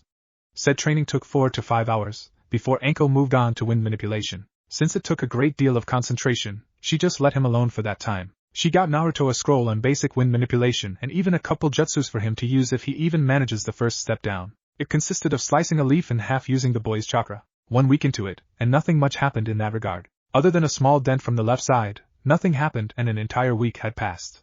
Anko knew, though, that the genin would persevere. As the training progressed, much to Anko's surprise, Naruto rarely complained, if ever at all, when someone would already quit and return to their boring chunin or even jounin days. Of course, she wouldn't tell him that, because it would be complacent on her part. After the first week was done, she was proud to say that the Naruto's training was going well. His chakra control was much better than before. His taijutsu improved severely compared to that style he used before. One thing that Kakashi's training, or lack thereof, never seemed to bother changing. Now, she smiled and could honestly attest some difficulty at hitting the brat.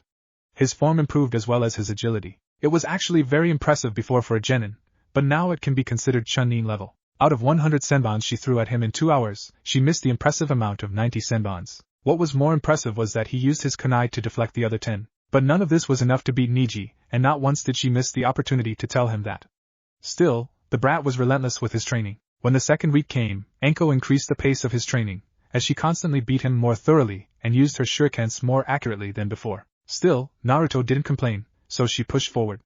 The brat would always demand more and very rarely, he succumbed to unconsciousness. During one of their fights, Naruto managed to use the Kawarimi so effectively that he managed to sneak behind his teacher and sent a horde of shuriken at her. Anko was so surprised that she nearly received all of them. It was so fast and so unpredictable in her mind. With a quick use of a kunai, she deflected them all. When she saw the smirk on his face, Anko felt compelled to smile as well. The rate in which his skills were advancing was ridiculous, and to tell the truth, she wanted to see his limit. She wanted to see how much he could grow under her care. She wanted to see him kicking everyone's ass at the exams. That's why, when the second week ended, she made a single Kage Bunshin and sent back to the village for a small gift. Anko attested Naruto as close-range fighter, so why not give him something in that regard? The clone came back with a scroll and gave it to the real one, while she saw Naruto focusing on the leaf slicing exercise. She could see that the leaf was almost 100% sliced, so Naruto was good as done for the exams in terms of wind manipulation. Naruto, that's enough for today, come here. The order came out as strange to the blonde, based on his experience so far, so he looked at her, waiting for a trap of some kind. Anko actually smirked at his response. At least, he was beginning to use his head more as well. What is it, Anko-sensei? The moon isn't up yet. Why are you telling me to stop? The blonde approached his sensei and took a seat in front of her. She looked at her student for a while. His body was hurting all over. His clothes were ragged and burned. For all intents and purposes, Naruto was a mess and wouldn't be able to do half the things he had done so far. Anko took the small fact that Naruto healed fast and used it to harden his muscles and reflexes. Through that much pain, he could now have a better understanding in a fight and dodge/evade instead of only blocking, like he did at the beginning. As I said it before, you're a close-range fighter and Neji is one as well. So, I've decided to give you an advantage. Here you go. Naruto took the scroll from Anko's hand and unsealed its content, before a kodashi appeared on his right hand. Its design was simple and black in color, but Naruto couldn't take his eyes off it. He noticed that the hilt was barely big enough for him to use both hands, and he looked at Anko for an explanation. She didn't say anything and ushered him to release the sword from the scabbard and hold it in a reverse grip sort of way. It would be the style of kenjutsu that he would learn for the duration of 1 week. Naruto noticed that the hilt was smaller so that the metal could be longer in compensation. You are to treat this sword as if it were your own limbs, Naruto. Also, it will serve to hone your skills in wind manipulation. This sword is made with chakra-conductive metal. Try focusing chakra through it, and you'll see what I mean. Doing as he was told, Naruto focused chakra throughout the sword and saw how the blue energy circling around the metal. Naruto saw that Anko came closer and dropped a baseball-sized rock towards the chakra-enhanced sword. When the rock reached the sword's position, Naruto was surprised that the sword sliced the rock clean in 2 pieces. The 2 pieces of the stone were now on the ground as he looked at Anko with a confident smile on his face. He knew that every time he smiled like that, Anko would make sure to wipe it off his face, but this time he would risk it gladly. After all, it was the first time anyone has given him a gift, besides the Sandaime Hokage. You know what happens to you when you smile like that, right, brat? Anko was already cracking her knuckles, but Naruto never lost the smile off his face. I know, but I'm too happy right now to care what will happen to me. This is perhaps the best gift someone gave me. I wanted to express how happy I am right now. Anko smiled at the brat and stood down from her threat. Normally it wouldn't bode well for an instructor to get complacent with his or her student, but just this once, she would give him some time off. Okay brat, you've earned some time off.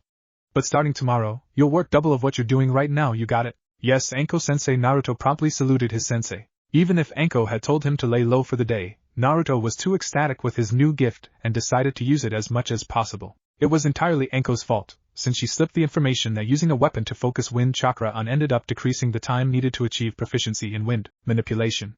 The sensei didn't try to persuade him against it, because of this same reason. If Naruto managed to finish the leaf slicing exercise quicker, they could move on to the jutsus that she intended him to learn within the weeks of training for the exams. Kenjutsu lessons wouldn't start for a while, as first Naruto needed to get accustomed to the blade into his hand. Anko would afterward show him the moves and then, they would begin the slow-motion spars. It took approximately 3 hours for Naruto to let go of the sword for the day, before he approached his sensei and took a seat.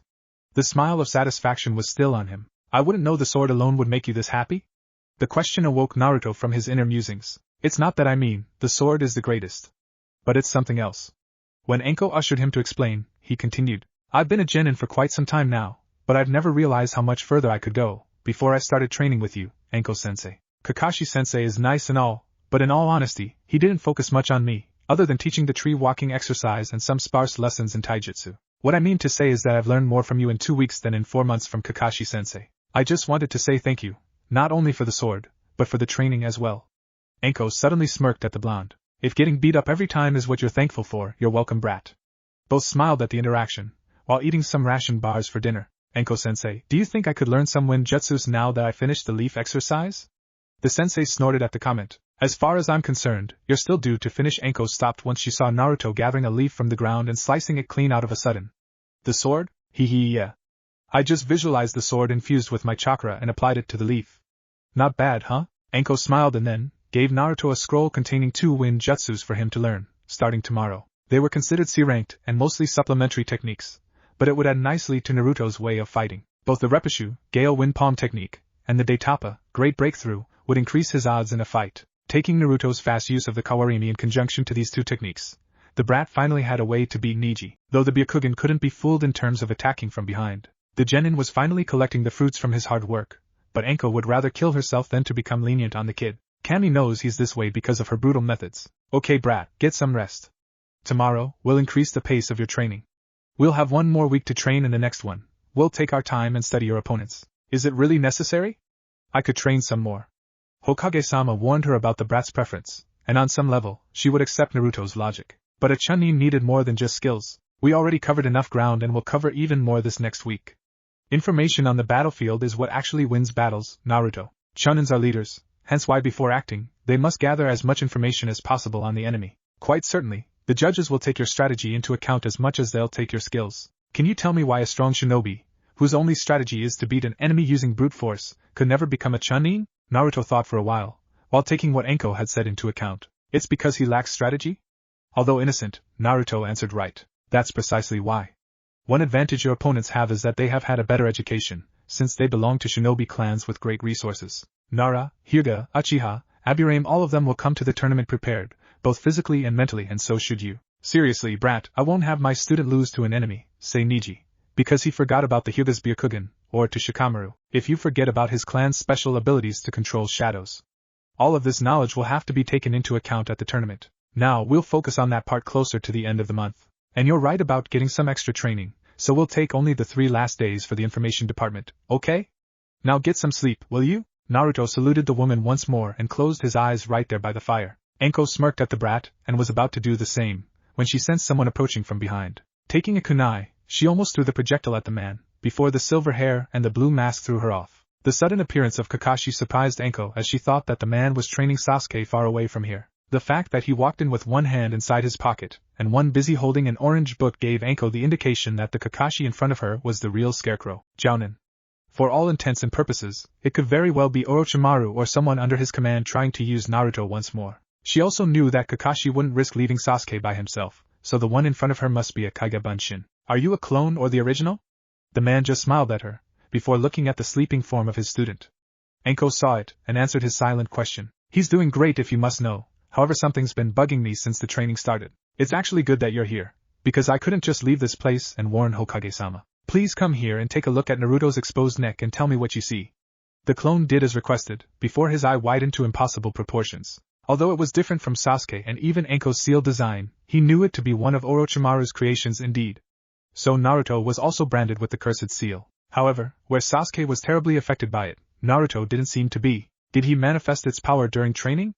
Anko negated that statement with a simple shake of the head. Not once so far, even though I pushed the brat more than I've pushed Junior Umbu.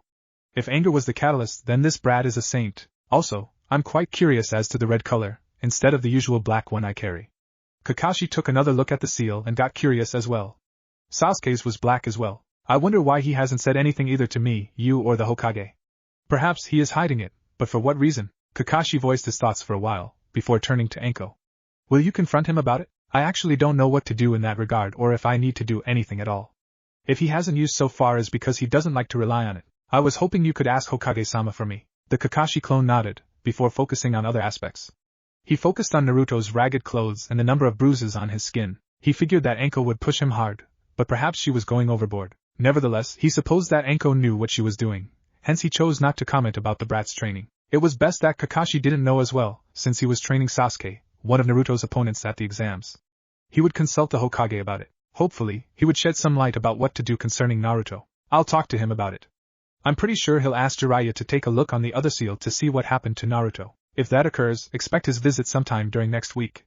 The clone smiled at Anko, before dispelling, in order to send information to the original Kakashi, mountainous region of Fire Country. Immediately after the clone was dispelled, the real Kakashi flinched at the received information. Branding Sasuke with the cursed seal was pretty low for Orochimaru, but branding Naruto was even worse. Orochimaru must have figured that whatever happened as a consequence would be to his advantage. If the Kyuubi was released as a result of the cursed seal, then Konoha would be destroyed, hence his plan was accomplished. If not, then he managed to place a part of him inside of Naruto, and is working from the inside in order to gain himself more chakra than any thought possible. Indeed, Orochimaru was dangerous, but tempering with something as powerful as the Kyuubi was beyond nuts in his opinion. Summoning another Kage Bunshin, he sent the clone towards the Hokage's office as he knew the man would be working at this late hour. Kakashi just wondered what the leader would do concerning Naruto. His Jinchuriki status was sensitive enough, and now he was also branded with the cursed seal. It became a more troublesome situation than he ever thought it would be. At the Hokage's office, the Hokage was busy going through some reports when a knock was heard at the door. He was surprised to see Kakashi entering, before he smiled. Kakashi wouldn't risk leaving Sasuke alone because of Orochimaru. I assume you have urgent news to discuss, since you've sent a clone here in such a late hour? Anko has confided me with some rather interesting news about Naruto. From what I could see, Orochimaru branded him with the cursed seal as well. The Hokage was reading a report while listening to the Jounin, but Kakashi could very well see that his attention wasn't on the report anymore. Why would it actually? It's not every day you find out that your own student isn't only experimenting on humans, but with demons as well, especially one who could level an entire village with just a swing of its tails. Is it the same as Sasuke's? Why didn't it manifest yet like Sasuke's? It's not the same, although I'm only speaking about its design.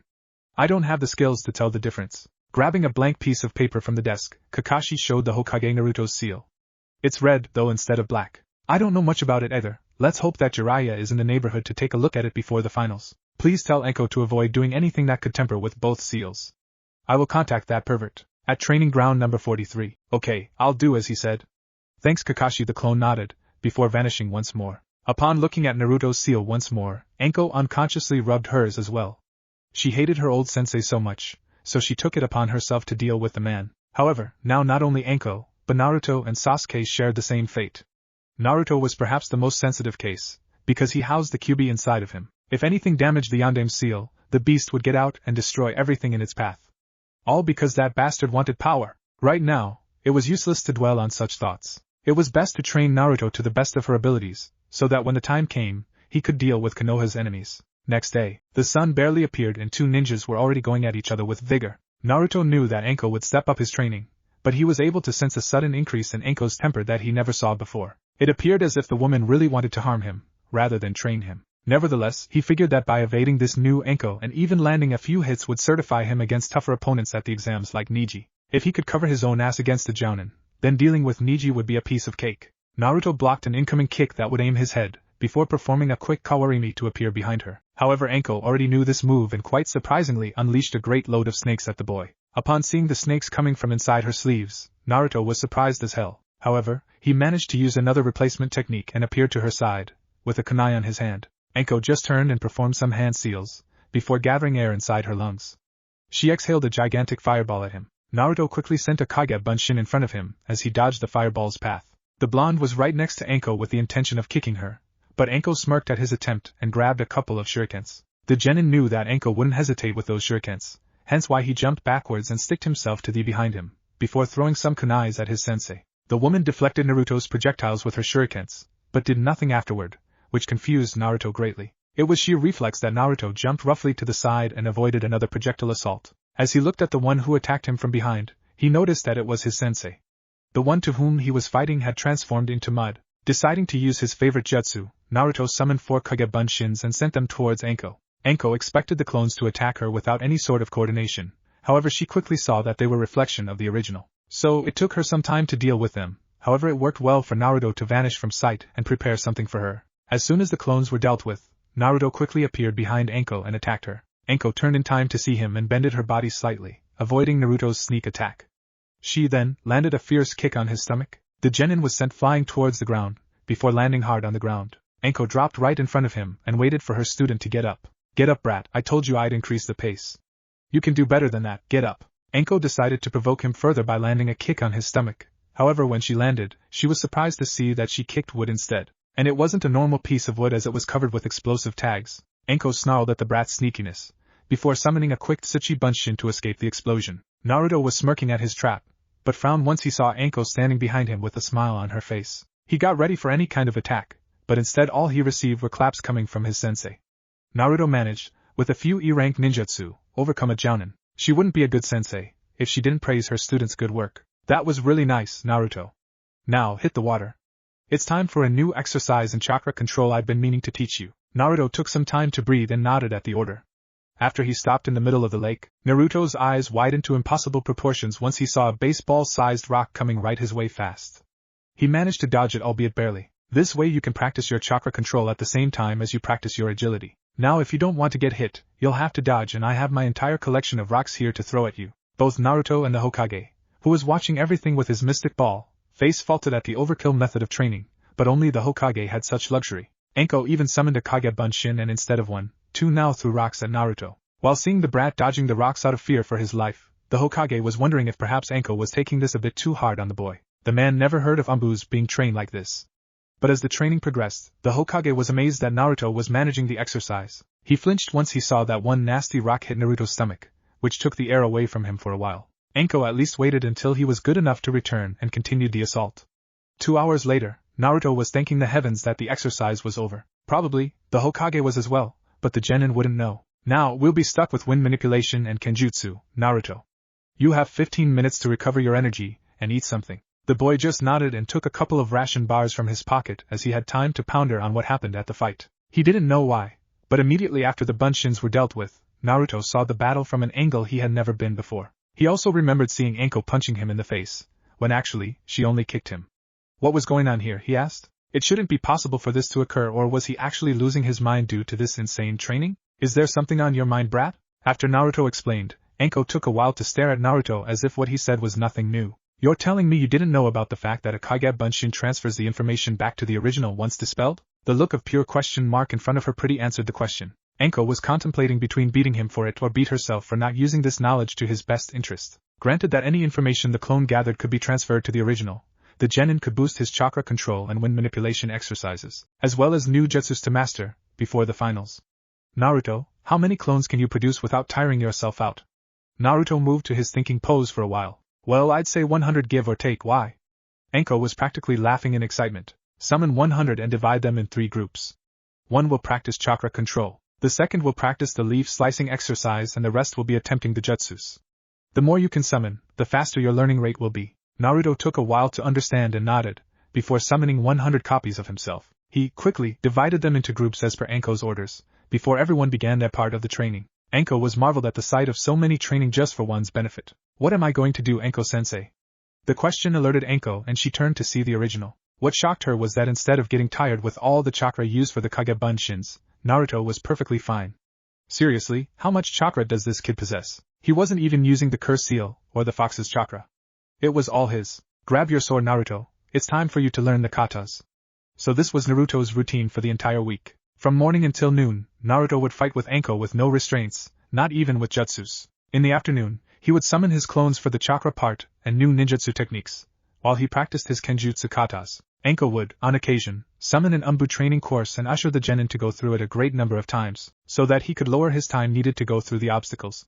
And Naruto achieved some great timing on the obstacle course. Not Umbu level though, but good enough to leave a lot of chunins behind. When the week was over, Anko decided to test the results of Naruto's training with the Kage Bunshins. The results were nearly palpable as his speed greatly increased as well as the speed behind his techniques. The blonde managed to learn the 2 futon jutsus, and even adapted them to his routine. He would use Kawarimi to get behind the enemy and throw 2 shurikens, before using the Repushu technique to impale the enemy. Anko only managed to dodge it by using the Tsuchi Bunshin technique.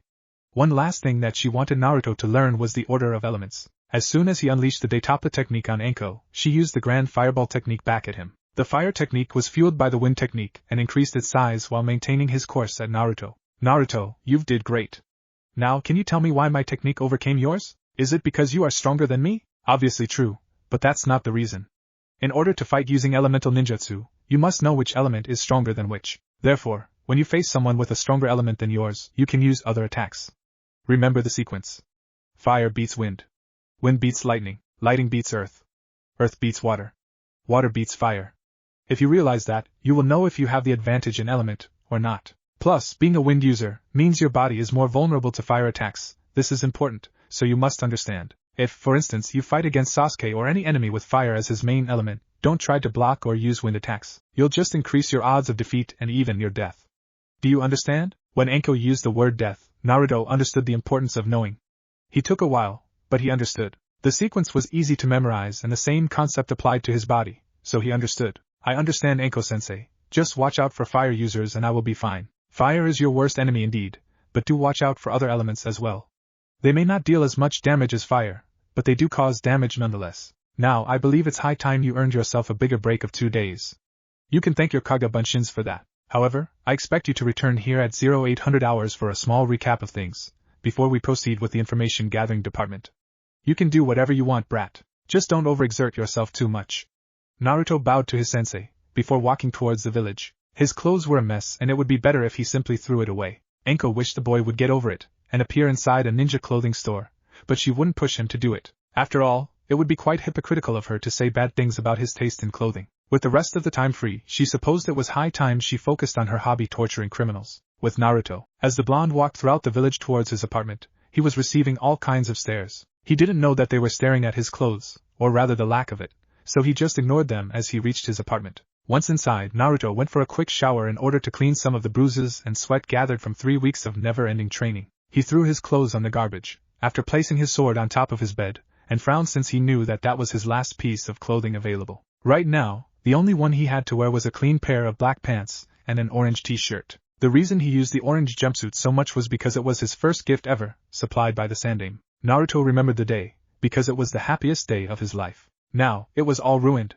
Even if it was for a good cause, Naruto still felt remorse for losing everything. Looking outside, Naruto realized that he just couldn't go through with the exams without a proper outfit. The one he had wasn't damage resilient. Releasing a long sigh, Naruto grabbed his toad-looking wallet and took his gathered money inside one of the pockets, and left his apartment towards a nice store where he could purchase some new clothes. As he walked, he realized that he had two major problems. One, he knew that many stores wouldn't sell anything to him because of the damn fox. The second reason was his lack of knowledge on what clothes to buy.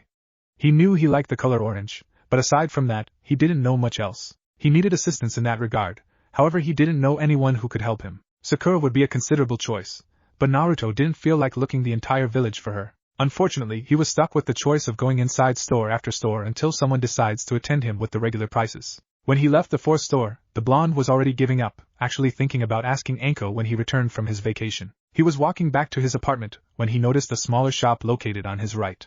Naruto could remember every single shop he had been to in Konoha, but he never entered this one. Who knows, maybe the owner doesn't treat him like crap. As soon as he entered, he saw that the store was practically empty of customers. However, it was quite packed with ninja tools and clothing. Looking around a bit, Naruto stopped once he found the cashier's table with a person snoring. He didn't know if it was a boy or a girl, because of the hair. As he approached the attendant's position, he saw the Chinese-style dress and instantly remembered her from the Chunin exams. Now, what was her name again? It started with AT and he was quite sure an E and an N followed. Ten-something. He scratched his head in order to remember, but he did eventually. Ten, said girl slowly opened her eyes, a little bit perturbed that someone awoke her. She was about to scream at her father for rudely awakening her, when she remembered that the voice didn't belong to him. With her sight coming back, she could see that kid Naruto staring at her. But he was wearing something different. It's you, Naruto. What's with the change in clothes? Last time I saw you, you were wearing that hideous jumpsuit. Naruto wasn't thrilled to hear Tenten's comments about his clothes, but he ignored it. Yes, I ruined it training. Do you work here, Tenten? The rather dumb question could be easily just as rudely answered by Tenten, but she figured that Naruto was here as a customer, instead of looking for her. Yes, I do. This is my father's shop. Naruto, upon hearing that, knew that he hit the jackpot. Tenten wouldn't treat him badly and wouldn't overprice him, because she didn't know about his status as a Jinchuriki. Cool, I was hoping that I could find some new clothes for me. Could you help me choose? Tenten let out a big yawn at the prospect of helping someone to choose an outfit from scratch, but a customer was a customer. Sure, I can help you. What colors are you thinking about using? She visibly sighed once Naruto stopped and began to think about his choice for color. It was getting pretty late, and he came in here without even thinking what he wanted in the first place. Well, I always enjoyed the color orange, but it doesn't need to be the central color, right? Maybe black or dark blue with some orange aspects would be nice. Do you have something like that? Also, I'm not that interested in long sleeves anymore, so pants and a t-shirt is fine. Tenten sighed once more, but went towards the clothes department to select some items according to Naruto's preference. She actually was hoping that he didn't choose orange as his main color, because first it wouldn't be ninja-like and second, she would have to turn him down, because quite certainly, her father wouldn't even consider using orange for his items. Now, if the choosing was left for her, she would go for black instead of blue. It mingled better with the ninja's shadow, as far as stealth was concerned. After selecting both more black than blue outfits, she showed them to Naruto, who then began to observe the items. Well, I guess from your picks, you think that black is more suited, huh, Tenten?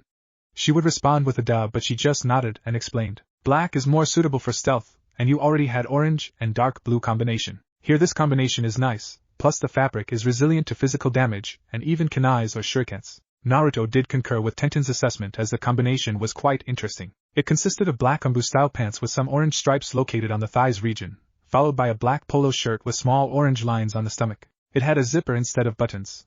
Tenten even complemented the outfit with some fishnet clothing to go under the polo shirt and a pair of black sandals, to which Naruto concurred as well. I liked it, Tenten. Could you perhaps engrave an orange spiral seal on the shirt's back? Tenten nodded and started taking Naruto's measurements for the clothes manufacturing. She only had a showroom, not a stock of piled clothes. How many do you want, Naruto? The blonde looked at her, and then took the money he saved from his missions. How many can I afford with this much? 2, 3. Tenten frowned at the blonde's lack of tact as far as business was concerned, but counted the money anyway. Naruto was expecting to buy at least 2, because that's the price that everyone charged him. When Tenten told him a much higher number, he thought she was on crack or something. 7 sets in other shops would cost at least 3 times his saved amount. The surprise only took about 2 seconds, before he realized that Tenten's shop was perhaps the only one, besides the ramen shop, which didn't overprice him. I only need 3 for now, thanks Tenten. Well, you have money for more if you wish. Perhaps a nice set of kunais and shurikens? We just received a new shipment, and they are top-notch. I can give you 1 set of each and you still have change.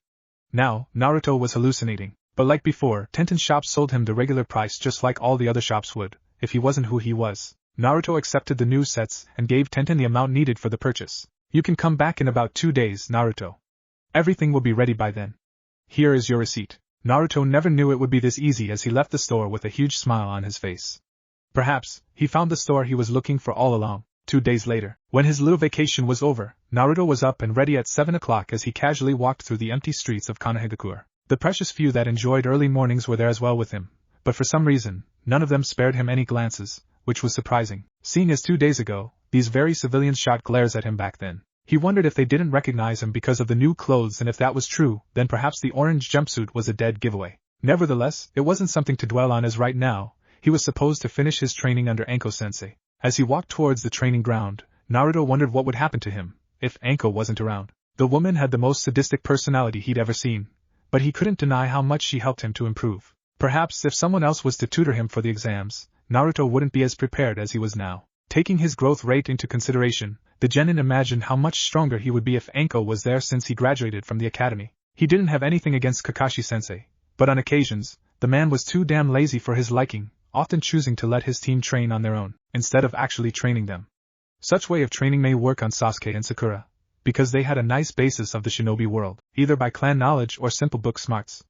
Naruto wasn't like them. He only learned through practice.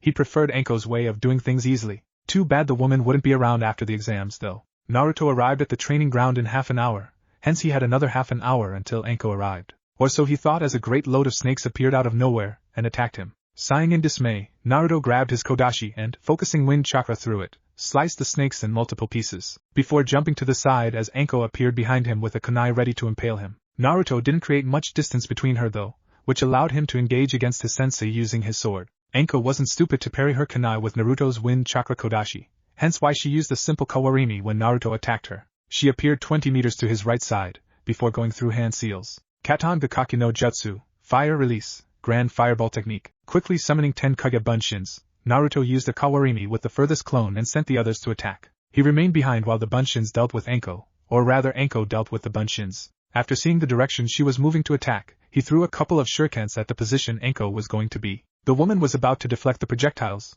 when she saw her mistake. As soon as she grabbed the kunai to deflect them, she saw the genin making some hand seals. Futon Repushu, Wind Release, Gale Wind Palm Technique. The shurikens received the extra speed with grace as both of them impaled Anko right on her chest. Her body was replaced with mud. He stood his ground, waiting for the attack to come, but no one ever came. He turned and saw his sensei sitting on a gigantic stone eating some dango for breakfast. Naruto could see that the woman was enjoying every second of her favorite dish. Too bad she wasn't introduced to the world's best food, ramen. He slowly walked towards his sensei, a little bit perturbed about the fact that she was declaring her love to the food as it was part of a ritual. However, he realized that he did the same thing with his favorite dish. That's the welcome I receive, Anko-sensei? I was 30 minutes early for the meeting. The woman smiled sweetly at the kid, before finishing her last piece of dango.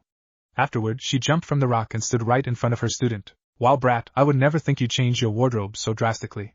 What happened? Naruto just looked at her as if she didn't remember that it was she who destroyed every cloth he possessed. I lost all of them in training, remember? So I went into this shop 2 days ago and bought these. Pretty cool, huh? The black arm braces were my idea. Naruto bought them when he returned to the store yesterday to pick up his clothes. Anko smiled and decided to check the boy over from head to toe. She took a while to size him up from the front, before turning to the back. She knew that the boy enjoyed the color orange, and while it wasn't the best of color to a ninja, he managed to pick a nice outfit. It was an extreme improvement from before, seeing as Naruto's old clothes wasn't considered ninja-like at all. Also, like he said, the arm braces were a nice touch, especially considering that they could very well be used against Naruto's first opponent. When a Hyuga used their Juken, one touch from them and the opponent was dealt with. With the arm braces, Naruto could use them to block the Juken strikes. Nice to see you using your brain, kid. Indeed, it's a nice outfit, although I'm pretty sure it wasn't you who picked it. Naruto frowned at the woman, which earned a couple seconds of laughter from Anko. Now enough of that, I chose to test you that way to see your reflexes, which was good. You can never walk in anywhere and don't expect retaliation. Now, on this last week, like I said, we'll be covering the information on your opponents. However, I decided to add something else. The last one of the shinobi arts, which I know you suck at, genjutsu, or rather how to detect and dispel one. Despite the obvious jab to his skills, Naruto approved.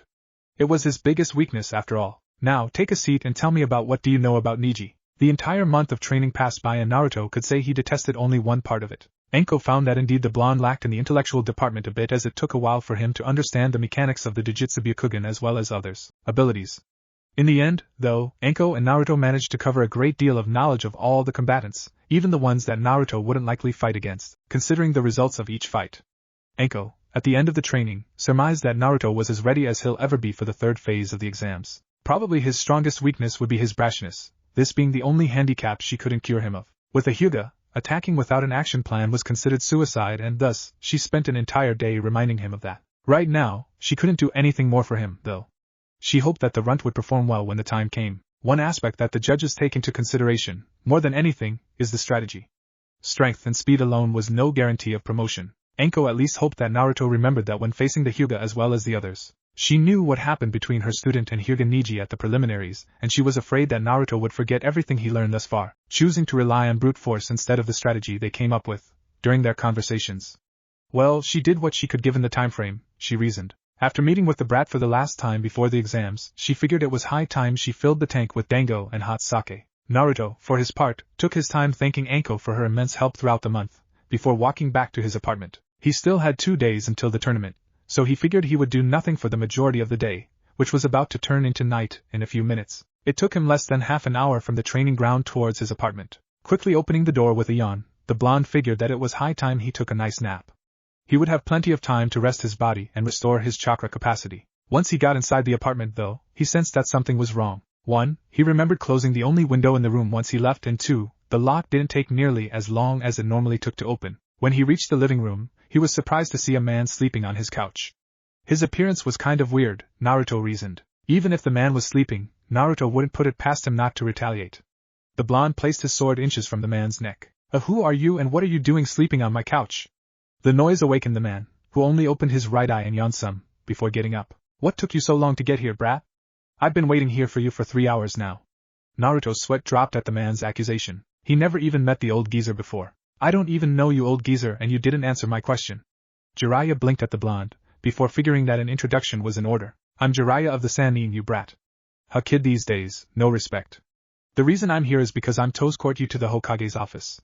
Now come on, I don't have all day. Naruto, despite knowing something about the Sannins, didn't express the respect the elder man thought he would receive. Instead, Naruto just grumbled a few incoherent words and went to the bathroom to clean himself a bit. The perverted Sannin ended up being amused of the little genin's reaction and stood in the middle of the living room, contemplating everything around him. His sensei, the Sandaime Hokage, shared quite a lot of information with him about Naruto, including the month he trained with the Psycho Special Jounin Mitarashi Anko. What was most impressive was that the brat handled that much time with her.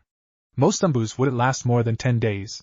Soon Naruto exited the bathroom and still complaining. Okay, let's get this over with already. I was about to sleep right now. Jiraiya smirked once more and followed the blonde as they traveled through the rooftops towards the Hokage's office. With Sasuke going through hand seals, Uchiha Sasuke began focusing lightning chakra through his right hand as he looked at his target, a considerably sized rock with a giant hole in the middle. He was sweating profusely, because of the amount of control needed for this ultimate technique, his sensei's creation. The Chidori was Sasuke's last item to cover throughout the 1 month of training. Kakashi was a few meters to his right, and simply observed his student. Sasuke came a long way in terms of taijutsu, agility and ninjutsu. He did inherit his clan's genius, as it didn't take him more than 10 minutes to learn a new jutsu and incorporate it to his strategy. Of course, the Sharingan had a lot to do with that. Kakashi wasn't against the idea of Sasuke using his eyes to learn, as he had one as well. It's not to say that Sasuke kept learning one ninjutsu after another. He asked Kakashi to teach him only lightning-based jutsus, as it was his other affinity along with fire. Aside from ninjutsu, Sasuke sparred a lot with Kakashi, both with and without his Sharingan. Kakashi, not once, needed to use his Sharingan, but that didn't mean that Sasuke's skill didn't improve. It just meant to prove that Kakashi wouldn't need to use it against a genin, even if it's an Uchiha. Right now, Sasuke managed to collect the required energy and concentration for the Chidori and charged at the rock with impressive speed, before carving a similar hole next to the other one. The boy kneeled on the ground soon afterward, panting. It appears that 2 is your limit, huh, Sasuke? Kakashi said, earning a nod from the Uchiha. At least without the curse seal, that is. Kakashi admitted not enjoying the time when Sasuke trained with the curse seal. It gave the Uchiha more power, more chakra and more speed, but it wasn't natural in his book. He hoped that the Hokage knew what he was doing, letting Sasuke use the cursed seal. The Uchiha just took a seat where he stood. Today was his last day as well, and he figured that he was ready for the exams. Sabaku no Gaara was a strong foe from what he saw at the preliminaries, but he believed that his speed was enough to overcome that ultimate defense of his. After defeating Gaara, his next opponent would be the winner of the first fight between Naruto and Hokage Neji. It has been an entire month since Sasuke last saw his teammate, and he actually wondered how much stronger the dobe became under that woman's guidance. Kakashi told him that he paid a visit to Naruto once and saw him almost beaten to death. When questioned about it, Kakashi briefly explained Anko's methods and how it probably was more effective to Naruto than a teacher boring him with long theories. Sasuke ended up agreeing with said logic as he knew Naruto would be bored with any sort of explanation that took longer than 30 seconds. So it appears that our time is up, huh? Sasuke said, earning a nod from Kakashi. It also worked well, since Kakashi had an appointment with the Hokage. He wasn't bothered by the fact that the meeting had started half an hour ago. At the Hokage's office. Inside the Hokage's office, 3 individuals were seriously considering what would happen if Kakashi were to suddenly disappear for a while. All 3 of them considered different type of tortures for the Scarecrow Jounin. Well, 2 of them, because Naruto actually settled for a nice nap on the ground instead. He was pretty tired upon arriving home, and knowing his sensei, he realized that it would take at least another hour for him to show up. Suddenly, a smoke appeared in the room, waking Naruto up. First he was dragged to this meeting, only later being informed that nothing would happen until Kakashi arrived, which would be close to 2 hours from now. Naruto even tried sleeping, and Kakashi once more took that away from him by showing up only half an hour late, instead of the usual 2 hours. Yo, sorry I was late. Sasuke decided to play with poison and had to be taken to the hospital for the cure. No one emitted a single noise in the room, and it was clear that no one believed that to be true. Using your students as an excuse was low Kakashi, really low. The Hokage surmised as he had yet to hear this type of excuse from Kakashi. Kakashi merely smiled at that, before the meeting started. It actually took a while for Hiruzen, Jiraiya and Naruto to stop picturing a nice session of torture for the Jounin. After that was done, the 3 eldest in the room started discussing some trivial things about the village's security, and Naruto just kept listening with plain boredom. His eyes were almost shutting once more as he couldn't believe that someone would drag him into a meeting he wouldn't even be a part of. Suddenly though, his patience was at an end. He wanted to sleep, goddammit, not listen to them talking between each other. Excuse me Hokage Gigi, but can I go now? I don't know why I was summoned here, Naruto said, earning the attention of everyone in the room. My apologies Naruto. No, you can't go, I'm afraid. We just want to know one thing from you. Naruto nodded, ushering the Hokage to continue. It has come to my knowledge that something happened between you and Orochimaru at the second stage of the Chunin exams. I only wish to know why you haven't approached me showing the red seal imprinted on your neck? Naruto looked around nervously to the 3 elder individuals and sighed, wondering how they figured it out. Perhaps Anko spotted it and told them about it. He figured that telling any other story besides the truth wouldn't help ease the situation, so he told everything, beginning from the part when he was bitten as well as the conversation he had with the fox. Along the way, all 3 were surprised upon hearing that it was due to Kyuubi's interference that the seal became red instead of the usual black color. When he finished the explanation, he realized that their faces changed from the beginning of the meeting. He was screwed and he knew it. Even the Hokage was showing an angered face he had never seen before. Truth be told, the Hokage wasn't mad at Naruto, except the fact that the genin didn't consider reporting this incident. Whom he was truly mad at was his ex-student as well as the damn beast that resided within Naruto's stomach. One gave the other more juice to pump in Naruto's chakra supply. Too much power could bring unforeseen consequences, and for what? An empty desire for revenge, perhaps. As far as the fox was concerned, it wanting more power was no shock to the old Hokage. It's not like the beast ever changed its mindset. Now, he would have to deal with this threat accordingly. If not, both Naruto and Sasuke could become trouble for Konohagakure. Quickly producing his pipe, the Hokage gave a few puffs, before looking at the blonde. First of all, Naruto, the only reason I'm mad with you is the fact that you hadn't told me or anyone about what happened. Besides that, nothing more. I will extend the same courtesy that Sasuke received and allow you to use the curse seal. However, you must use this power to protect the village or your comrades, never for personal gains. Naruto kept looking at the old man for a while, before smiling. Don't sweat it, Hokage Gigi. I don't enjoy using it, as I told the damn furball. I will only resort to it if necessary. You have my word. The Hokage smiled, before turning to Jiraiya. Naruto, as you've been properly introduced, this is Jiraiya, a member of the Sannin and our village's most skilled seal master. I called him here so that he could take a look at your other seal. The blonde nodded before he was asked to lift his shirt and focus a bit of chakra. Jiraiya kneeled in front of him and analyzed the seal that was responsible for keeping the fox caged. He started emitting a grave noise as if he had found something that piqued his interest. Naruto saw it, and immediately became preoccupied. He immediately asked what was wrong, but Jiraiya just continued with the same noise as before, looking at the brat's face and then looking back at the seal before emitting the same noise one more time. By now, Naruto was starting to picture the worst-case scenario based on Jiraiya's answers or lack thereof. Suddenly, the perverted Sannin got up and with a huge smile on his face, announced his verdict. Nothing wrong, brat. The seal is as good as it always has been. All of them ignored Naruto, who was screaming obscenities at the Sannin for worrying him. Now, I was meaning to ask you something, brat. Care to join me for some ramen? The word managed to quiet the kid down, and he eagerly nodded, before both left the office towards the best ramen place in Konoha. At Ichiraku's, say, Naruto asked Jiraiya as he watched the blonde finish his 4th bowl and begin the 5th. Do you feel prepared for the Chunin tournament in 2 days? You bet ya. Anko-sensei has taught me a lot and I will kick everyone's ass, believe it. Naruto even punched the air, before resuming the task of finishing bowl after bowl of ramen. I can see that, and did she ever mention anything about summons to you? Jiraiya asked, before Naruto showed his long thinking pose. I guess not. Well, I'd like to show you something. Are you finished? The pervert couldn't take his eyes off the pile of bowls that rested in front of him. It had to be the Kyuubi somehow. No human being could eat 20 bowls of ramen like that. The perverted now understood why the owners of the tent were so happy to see Naruto. With him alone, they could sell an entire day's worth of meals and earn a great profit. Quickly paying the bill, he and Naruto left, towards one of the training grounds. None of them turned to see Tucci and I am grinning from ear to ear at the fact that they'd actually sold the equivalent of an entire week's supply of their product. One of the training grounds. After a bit of walking, Naruto and Jiraiya stopped near a small water stream, which happened to be one of Konoha's many training grounds. Okay, brat. Now that we're here, I want to talk to you about a jutsu called Kuchios no Jutsu, summoning technique. To Naruto's confused face, Jiraiya began the explanation. Kuchios no Jutsu is a space-time ninjutsu that allows a ninja to call upon animals to fight with him, or her. A few things are required for such technique, such as a great amount of chakra, a signed contract and a few drops of blood. Here, let me show you what it is, Jiraiya said, before biting his thumb and moving his hands to form the needed hand seals. He then slammed his hand on the ground, before smoke surrounded him and Naruto. Suddenly, right in front of Naruto, appeared a horse-sized toad and Jiraiya was seating on top of it. I, for instance, have a contract with the toads and I can call upon them to aid me if need arises. Would you like to summon them as well, kid? Naruto looked at the toad in front of him and started drooling for a while, at the prospect of being able to do something like that. However, something in his mind clicked and he remembered Anko's teachings. Why are you giving me this jutsu just like that? We've only met like 2 hours ago. Jiraiya was obviously surprised by the suspicious question. Surely, he thought that the kid would be ecstatic to learn new stuff. He guessed that Anko must have drilled some important knowledge in his head. It is considered a great honor, kid, to be able to summon the toads. The Hokage felt it was wise to give it to you and I concur with him. He asked me this favor and I intend to honor it.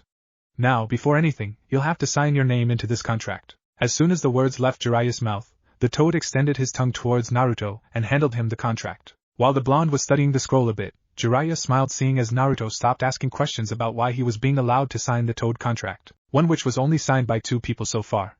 And he never said which Hokage asked him, so Naruto must have thought it was the Sandaime. As soon as Naruto opened the scroll, he saw only 2 names written and opened his eyes wide at the mention of the second name. The Yondaime Hokage was his hero and role model ever since he started the academy, and now he would learn a technique that was used by him as well. Biting his thumb, Naruto wrote his name on the 3rd column next to the Yondaime's name, before the scroll wrapped itself and was collected by the toad, which then vanished in thin air.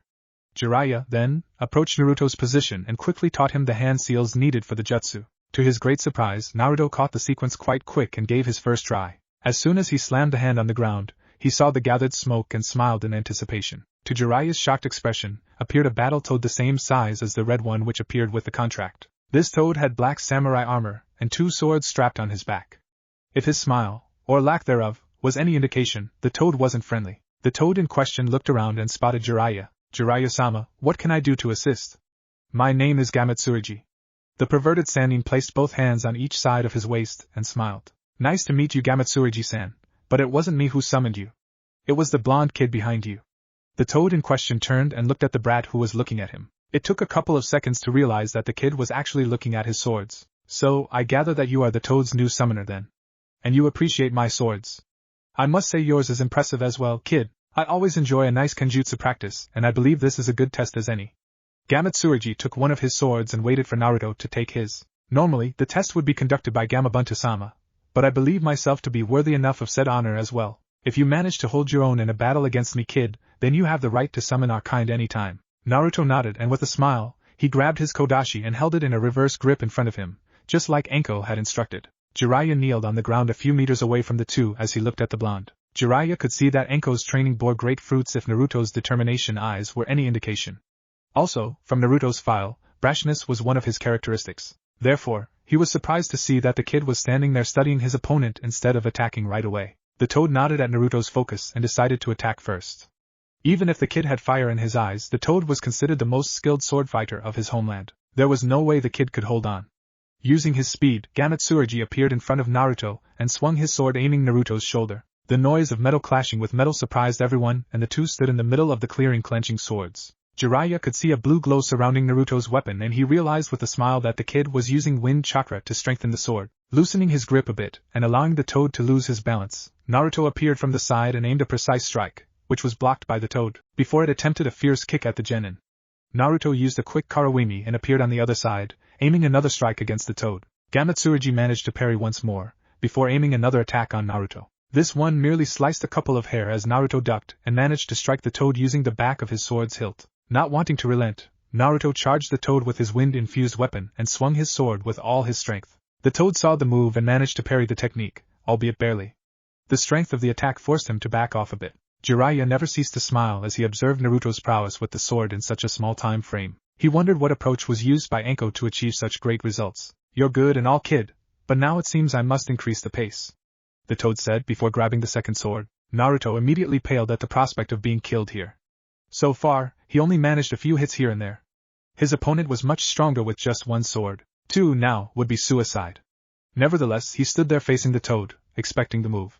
He would have to resort to other skills aside from swords. As soon as Gamatsui made his move, Naruto threw his sword in the air and began a quick series of hand seals, surprising Jiraiya. He gathered a great load of air inside his lungs. Futon de Tapa, wind release, great breakthrough technique. Before the toad could come within inches from Naruto, the boy unleashed a powerful gust of wind that sent the toad flying a great distance away. Besides this, the technique was laced with cutting chakra, so the toad's body was severely hurt. Despite that, the toad smiled as he got up and placed both swords on its back once more.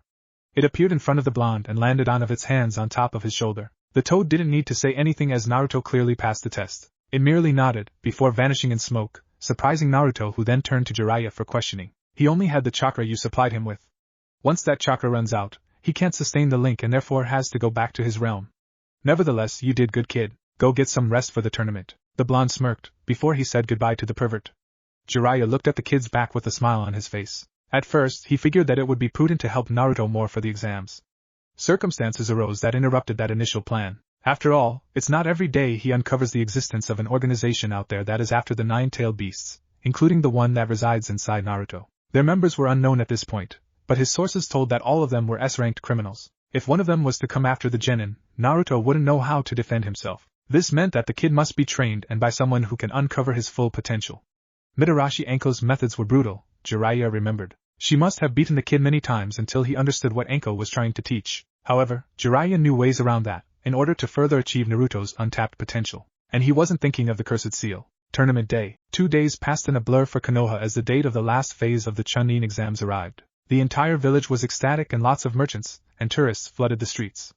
Unfortunately, the boom in the village's economy comes with a bigger risk. With this many, it becomes rather difficult to provide the same level of security. Ambus were doing everything they could to scout the entire region after probable schemes from outside sources. The stadium in which would soon host the Chunin tournament was slowly being filled with all kinds of people, from simple tourists to daimyos, to low-level genins to high-ranking jounin officers. Everyone came to see a splendid show. The most anticipated was no doubt the first Uchiha ever to appear since the clan's massacre a long time ago. Uchiha Sasuke was considered the safest bet. There was with Hyuga Neji coming in close second. The Chunin hopefuls were already aligned in front of the host Shiraniganma, a special jounin that used a bandana to hold his hair and had a saban on his mouth. All the genin's attention turned to Naruto, though, as he appeared wearing different clothes as well as the sword strapped on his back. His posture did change a bit from 1 month ago. Sasuke kept looking at his partner, wondering about the change in appearance. He wondered about the changes that weren't visible, his skills of the ninja arts. The sword on his back indicates that the dobe has been practicing kenjutsu. However, 1 month alone of practice with it couldn't be counted as an advantage. Sasuke was tempted to use his Sharingan and take a closer look at Naruto's chakra, but in doing that, he would be violating the rules. It took half an hour for the crowd to fill the seats and for the Hokage to enunciate the beginning of the tournament. By the Sandame's side were his 2 bodyguards as well as the Kazekage who accepted the invitation to attend the exams next to the Hokage. Ginma nodded at the Hokage and issued all the genins to leave the area, except for Uzumaki Naruto and Hyuga Neji. Neji, as usual, was showing his confident, bearing smug attitude at Naruto, while the blonde looked at Neji promising to deliver the punishment like he said before. Naruto remembered Anko's words about emotions in the middle of direct combat. She explained it to him constantly that by no means could he charge against a Hyuga face-to-face in direct combat. In other words, standing within inches from his opponent was sure defeat. Naruto wouldn't have that, and created some space between them, while waiting for the proctor to start the battle. Of course, it didn't mean that Neji wouldn't use a few words here and then. You should forfeit right now. You may have changed your clothes, but you're still a failure. Neji even widened his smirk as to show that Naruto was too much beneath him. I promised I would beat you and I do intend to fulfill it. I've trained long and hard to get here and I'm not going to back away, just because my opponent's ego is bigger than the Hokage monument. Naruto got into fighting position, earning a slight mocking laughter from Neji. Before he also got into position, Ginma looked at one another, before issuing the fight to begin. Neji charged with his speed and his Byakugan as he already pinpointed Naruto's tenketsus. As soon as Neji arrived within inches from Naruto's position, he aimed at the one of them, but was surprised when Naruto managed to block the strikes by blocking his wrists. Neji increased the pace of his strikes, but Naruto managed to follow him, while maintaining a safe distance. As soon as he managed to block one last strike, Naruto placed one step forward and disrupted Neji's guard, before landing a powerful punch on Neji's face, surprising everyone. Naruto understood what Anko was trying to tell him about the Juken style of fighting. The blonde wasn't about to wait for another attack and summoned 3 Kage Bunshins to attack, while he remained behind. The Bunshins immediately charged and Neji used his agility to try and take care of them. To his surprise though, the team of Bunshins fought with deadly proficiency, and each managed to cover the other. So when Neji moved to strike one, he had to back off, because another would move from behind and attack. His Byakugan kept close attention at all 4 Narutos, even the one that stood at the back doing nothing. He gritted his teeth in annoyance at this loser, before quickening the pace and dealing with all 3 at the same time. His smirk didn't last long as an entire barrage of shurikens came charging at him with impressive speed. Neji managed to dodge the projectiles, but snarled once he felt one of them slice his face a little bit, causing a small line of blood to appear. Naruto smirked and pulled more shurikens from his pouch, before throwing them at Neji. The Hyuga managed to see them with the Byakugan and was about to dodge, when he saw Naruto doing hand seals. Everyone became surprised at seeing Naruto performing an elemental jutsu, Futon Repushu, wind release, Gale wind palm technique. The projectiles received the extra push and increased their speed. Neji couldn't keep up and the projectiles were approaching fast. He was hoping not to use this technique until later on, but the damn loser was pushing his buttons a lot. Neji began to spin his body rapidly and focusing chakra throughout all his tenketsus at the same time, earning shocked looks from the Hyuga clan's main branch, because that move happens to be from them. Neji managed to create a dome of blue chakra that was capable of deflecting the shurikens, even with the aid of wind chakra. Naruto sure was surprised, since he didn't know about that ability. You see now how much of a failure you are compared to me, Neji said with a smirk on his face, but he was slightly bothered by the fact that Naruto was smiling as well. That was a neat trick, Neji. But it's merely defensive. So far, you haven't even landed one hit on me whereas I managed to draw your precious blood. The entire stadium was dead silent as everyone was focused on the battle. So far, Naruto's growth was the most surprising, considering that a month ago, he could barely do anything right. Now, here he was holding his own against a genin more experienced, and who was nominated Rookie of the last year 1 year ago. Neji, for his part, couldn't admit it out loud, but Naruto was right. So far, the only one with a clear hit was the failure. Neji smirked though. Naruto may have improved in skills lately, but at the distance he was in, there was no doubt in Neji's mind that he would win this match with his next move. This is when our fight ends. You are within my field of divination. Naruto looked surprised because he didn't know what was going on. He wasn't about to stay still, though, that's for sure. As soon as Neji vanished in order to begin his deadly technique, Naruto finished a couple of hand seals needed to replace himself with one of the shurikens that he threw at Neji. When the Hyuga landed the first 2 strikes, he was shocked to see Naruto's body vanishing and a shuriken appeared. The Hyuga's Byakugan spotted Naruto already finishing a sequence of hand seals, before gathering air inside his lungs. Naruto blew up a strong torrent of wind straight at Neji, who didn't have time to use his ultimate defense technique and receive the full technique. His body was sent flying, while the cutting edge of the technique began its work, giving Neji a great number of wounds. Neji's body was dragged a long distance away, while clenching his teeth at the amount of pain received by the wind technique. Everyone in the stadium looked shocked at such a strong technique. Tenten was one of them as she was sure Naruto wouldn't have a chance against Neji. Anko appeared smiling at the brat's unique usage of Kawarimi and sneak attack the enemy. There was no way Neji would get up from that attack and even if he did, his body was so badly hurt. It appears that Naruto learned a lot from you, Anko, Kakashi said by her side, which earned a nod from the woman. The brat owned the entire match from beginning to finish. Anko commented with a smile on her face, earning nods from Asuma and Kurenai who were sitting close to them. Asuma smiled seeing as the scroll he gave to Anko helped the kid. He was happy seeing as he had found another wind user in Konoha. Sasuke smirked at Naruto's new techniques from the genin booth as did Shikamaru and Shino. Naruto certainly surprised everyone. Back at the arena, Neji slowly got up from the ground as he held his right bleeding arm. His entire body was beaten and covered with bruises. Whatever the failure hit him with, it hurt more than anything he ever felt before. He managed to drag his body close to the center of the arena as he looked at Naruto with his snarling teeth. Genma saw the state Neji's body was in and nodded, seeing as the fight was over. Before he could end it, however, Neji urged him not to by shouting to the proctor. Apparently, the kid received a dirty blow to his pride upon being beaten by someone he considered a failure. Unfortunately though, in Neji not allowing the battle to end, it also allowed Naruto to move and deliver a strong reverse kick on his chest, which sent him flying once more towards the ground. Unfortunately, Neji's head ended up receiving the first impact and he was unconscious soon afterward, thus not being able to continue. Winner of the first match is Uzumaki Naruto, Genma announced, before pointing his hand at the baffled Naruto, who took a long while to understand that he had won the match. Up on the stands, everyone was contemplating the first round of the Chunin tournament as it happened to be quite a shock to those with conservative ideals. After all, it's not every day that a Hyuga elite is so easily beaten by someone without any clan history like Naruto. The fact that Naruto was considered a class clown and that he'd barely graduated the academy contributed to everyone's shock at the moment. The blonde went from a barely passable shinobi to Chunin material in 1 month's time. Even if he couldn't know about Neji's main house techniques, Naruto had done his homework regarding the Byakugan and the Juken, understanding that it only took one opening to end a fight. That alone gave him a great number of points for promotion. The genins from Naruto's classroom all gawked at what they saw. Sakura and Ino had doubt if Naruto could beat Neji, hence why none of them even considered the possibility. Chuji and Kiba thought the same way, though they acknowledged Naruto's severe improvement. They couldn't point any wasted move from the blonde, and all of them somehow knew that Naruto had yet to show all his skills. From what they saw, Naruto had a sword strapped on his back and he not once bothered to reach it. Furthermore, he didn't use that strange energy sensed at the Forest of Death, which could be considered an easy option for him. The opinion that came from the Kage booth was mixed. Sandame Hokage looked at the boy at the arena accepting the cheers from the audience with a smile on his face. He knew that Anko's method of training would do wonders for the boy. The Kazekage, though, couldn't help but smile as his second experiment was getting stronger. Genma, at the arena, quickly announced the second match and ushered Uchiha Sasuke and Sabaka no Gaara to join him at the arena. Naruto went quickly to the genin booth as he passed by Sasuke, but not before giving him thumbs up. Sasuke, strangely, returned the greeting with a confident smile and a nod of his head. He said that he would face Naruto next and told the blonde to get ready. Naruto nodded, as he watched Sasuke leave the tunnel, before suddenly he felt the offensive aura approach him from behind. 1 second later, Gaara passed by him with his cold exterior and looked at Naruto from the corner of his eye. The two looked at each other for a while, before Gaara turned his sight towards the end of the tunnel that would lead to the arena and started walking. Mother is asking for your blood.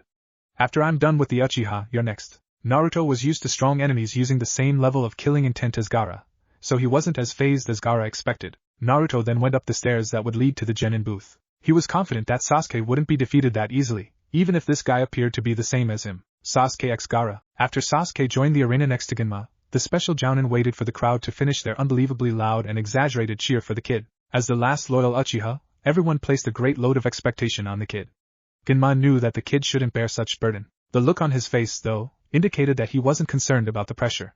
The clan never before produced poor quality shinobi, and Sasuke would be no exception. The only thing needed of him was not to succumb to others' expectation and lead his life as normal as possible. The crowd attended Genma's wish and silenced after a couple of minutes, allowing the special jounin to proceed with the fight. Looking at both combatants for a while, Genma authorized the fight to commence. Uchiha Sasuke wasted no time and charged at Gaara with straight taijutsu, through a speed that he didn't possess before. Gaara wasn't phased though and sent a beam of sand to stop the Uchiha's movement. Sasuke evaded the attack and got into position behind the sand genin, before aiming a straight punch at Gaara's face, which was blocked by the sand. The sand genin was once again surprised that one more ninja managed to sneak behind him. Sasuke maintained his pressure and left Gaara's back, going forward and landing a fierce kick on Gaara's chest. The sand wasn't fast enough to block it, and Gaara was sent flying because of it.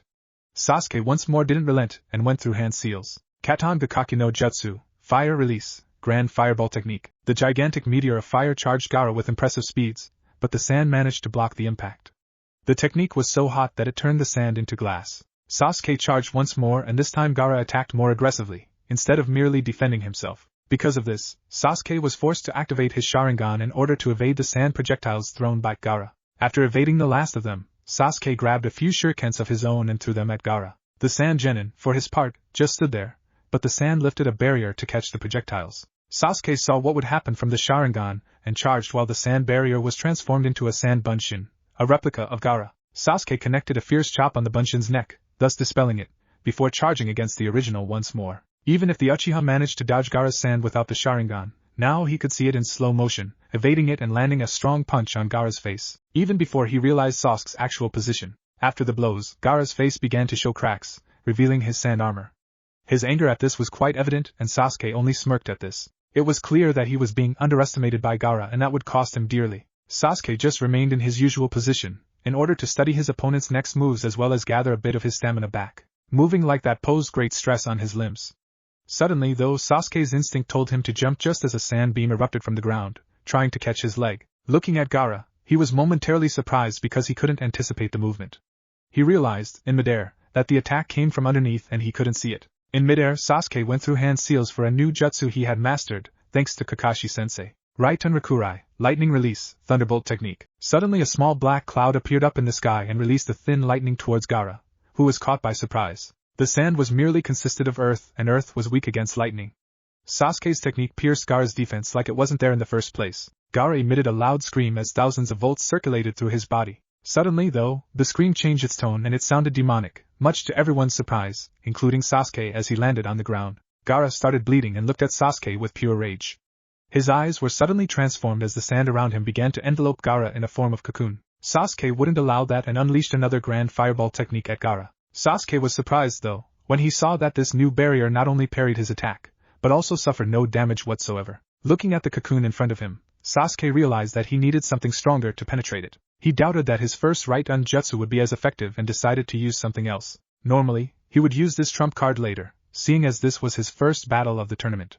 However, the circumstances pretty much demanded it. He gave some space and performed a sequence of 3 hand seals, before holding his right hand facing up and the left one holding his right wrist. Charging this technique would take some time, but he was confident that he would have it.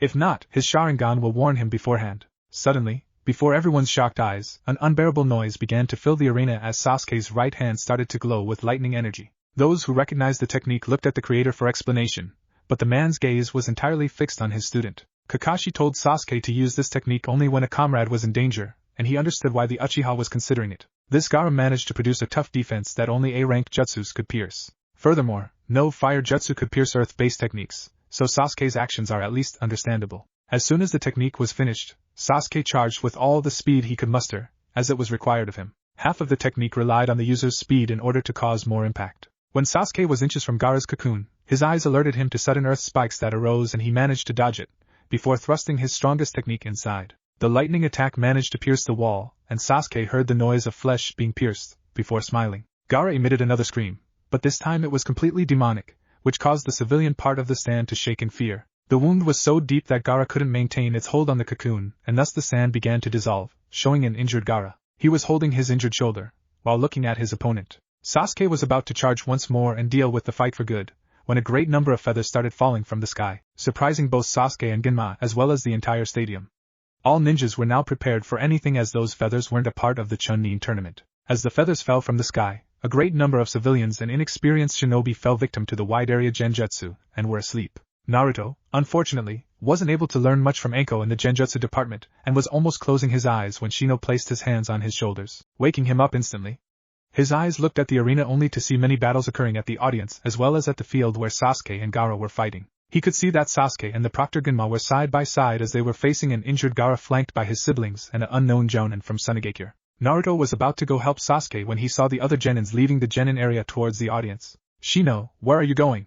Naruto stopped the Aburame as he was almost out of the blonde genin's sight. We are going where our Jounin-sensei are now, Naruto.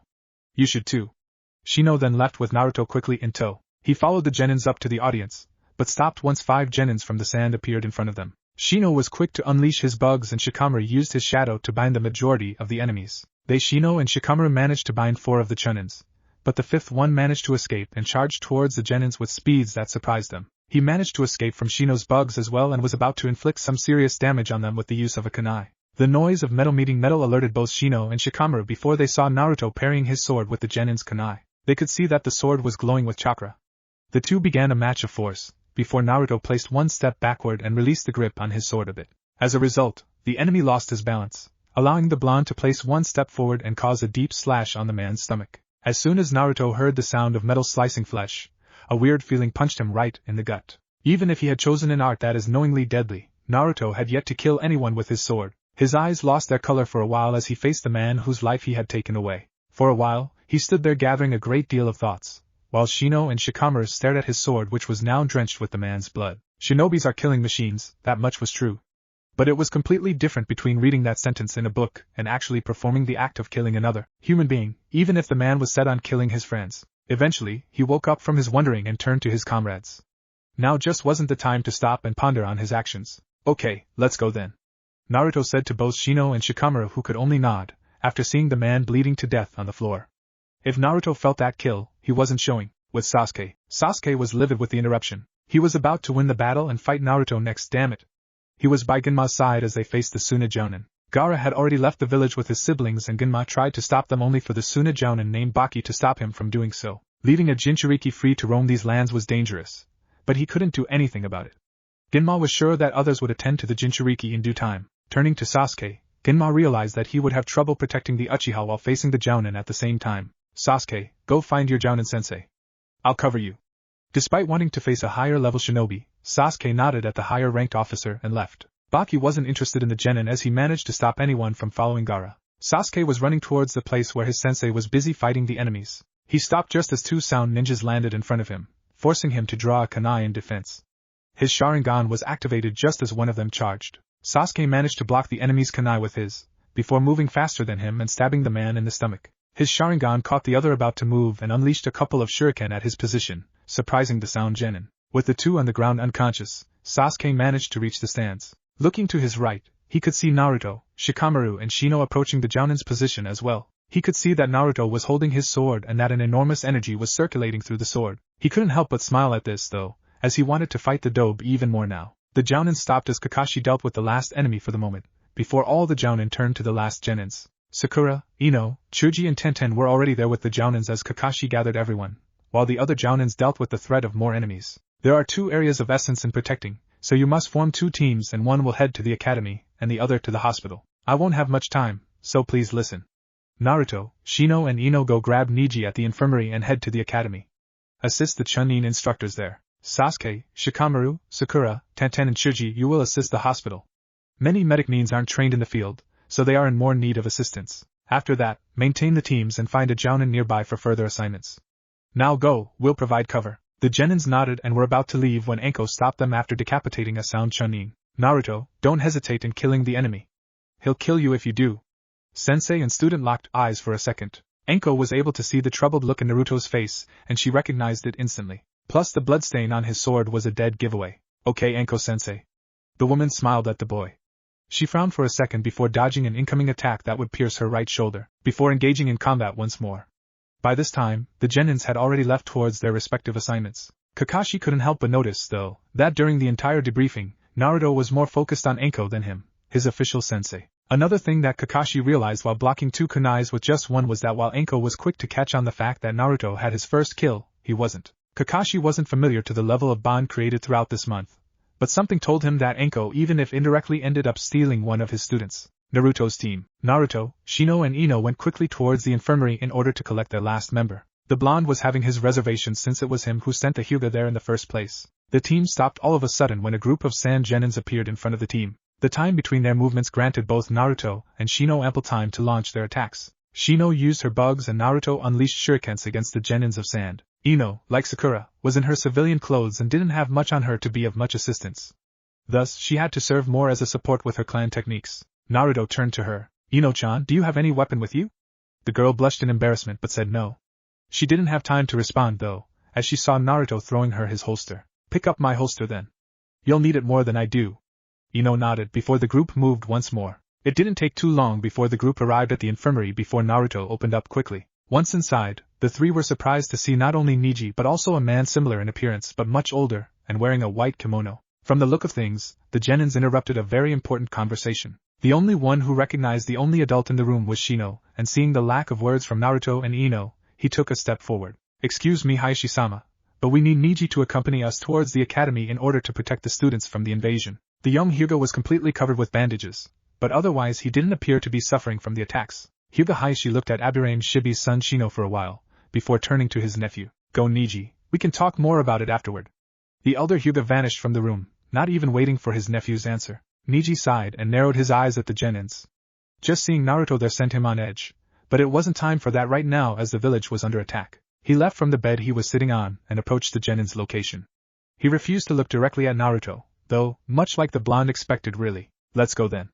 With that, the four-man team vanished towards the academy with Naruto up front and Neji last because of the Byakugan. As the blonde charged towards the rooftops, he saw a purple barrier being lifted to his right and frowned since the Hokage was in that direction. Whatever it was, though, he was certain that the old man would deal with it quickly. He was the Hokage after all, and thus the strongest shinobi in the village. He needed to focus on his current assignment now, instead of worrying over a man who survived 2 great shinobi wars and had more than 50 years of experience. Sasuke's team, Sasuke, Shikamaru, Sakura, Tenten and Chuji left the arena towards the village hospital. They could see a great number of fights on top of buildings and on the village streets, but they couldn't stop their path, otherwise the hospital would be unguarded. Sakura, Tenten and Chuji were on their civilian clothes, but Tenten was the only one that had weapons hidden below her Chinese-style dressing. She supplied Sakura and Chuji with weaponry. A group of sound chunin appeared in front of him, but Sasuke's Sharingan already informed him, even before their actual appearance. Hence why by the time they landed in front of the genins, he was already going through hand seals. Katan Hausenka no Jutsu, Fire Release, Mythical Phoenix Flower Technique. The fireballs reached their destination and supplied the chunins with third-degree burns. Without even stopping, the group of genins charged once more towards the hospital. Sasuke was at the front as per Shikamaru's instruction, seeing as his Sharingan would tell them if the path was clear or not. When the Uchiha stopped and told everyone to stop, it didn't take long for 2 elder Konoha genins to fly past them and crash inside a sushi restaurant to their left. Luckily to the younger genins, the older ones recovered quickly and attacked the enemies once more. It took them 10 minutes to reach the hospital. Once there, Shikamaru quickly devised a defensive perimeter so as to protect the front entrance, and the other ones from the right side of the building. Their timing couldn't be more perfect as 1 minute later, 2 chunins from sand appeared in front of them, wanting to kill the wounded. Shikamaru sighed and turned to Sakura. Sakura, someone needs to check inside to see if the hospital was evacuated. Our station here will have to remain until the hospital is empty. The girl nodded and entered the hospital followed by Chuji. He had the strength to carry some of the wounded if need be. Tenten and Sasuke took 1 step forward and Shikamaru remained behind to use his shadow as support. After Chuji entered the hospital, the remaining genin stood by at the front, while Sasuke and Tenten looked at the enemies while guarded in case of their movement. Their plan was simple, yet many things could go wrong. The plan was to keep them occupied and eventually take them near Shikamaru when he could extend his shadow and capture them. Of course, that would only happen if the enemy wasn't aware of Shikamaru's ability with shadows. If they for instance managed to pass through Sasuke and Tenten, then the Nara era would be the only one standing between the enemy and the hospital entrance. Sasuke and Tenten looked at one another briefly, both understanding that they couldn't make mistakes. Immediately throwing a great number of shuriken, Tenten and Sasuke charged against the sand chunin. The sand chunin evaded the projectiles easy enough and charged as well with speeds that far outmatched the Konoha genins. Even with the Sharingan, Sasuke was having trouble blocking their thrusts, and Tenten was defending herself with a long wooden staff. The enemies were easily superior in strength, and the genins knew it. Sasuke heard the noise of a kick hitting Tenten's face, and snarled as he saw her flying towards Shikamaru's position. He could see that she had spilled a few drops of blood and imagined the strength behind the kick. He couldn't allow them to march towards the hospital. Seeing as Tenten's enemy was behind him and that his enemy was about to hit with a kunai, Sasuke immediately evaded them, using a shunshin. With this, they couldn't dodge in time and one plunged the kunai at the other's chest, wounding him badly. Sasuke appeared by Tenten's side, while Shikamaru used the distraction and managed to grab the enemy's shadow. Sasuke, do it now. I don't believe I can hold them for long. Shikamaru's scream awakened the Uchiha, as he realized that he was taking too long in checking if Tenten was hurt. He looked up to see the enemies trapped by the shadow and nodded, before going through a sequence of hand seals. Katan Gakaki no Jutsu, Fire Release, Great Fireball Technique. The gigantic meteor engulfed the 2 chunin, and neither of them had the time to scream in agony. Instantly, the same pain engulfed Sasuke as he took a couple of seconds to realize that he just made his first kill. For longer than the Uchiha could remember, there was only one man he ever swore to kill one day, and that was elder brother. As the fire created by an Uchiha consumed the bodies of his enemies, Sasuke couldn't help but freeze right there as he pondered on what his only goal in life really represented. Sasuke was no ignorant to the fact that these 2 may not be his only victims throughout the invasion, and quite certainly won't be throughout his ninja career. His ambition to avenge his family wasn't in a way diminished, but what changed was the prospect of killing his older brother. He always talked about doing this, but he never thought about how he would do it. Shikamaru stood by his side as he could watch the same perplexed expression on Sasuke's face compared to Naruto's not even 15 minutes ago. His father always told him that when the time came and he had to kill someone for the first time, it would certainly be the worst day of Shikamaru's life. In this case, the amount of his IQ represented very little in his ability to grasp what both Sasuke and Naruto were going through right now. Even if they were participating in a tournament to decide if they have the skills necessary to become chunins, he was sure that none of the rookies had ever killed anyone before, at least not until now. He figured that if both Sasuke and Naruto managed to understand what it means to kill someone in order to protect others, then they could be considered Chunin material shinobi.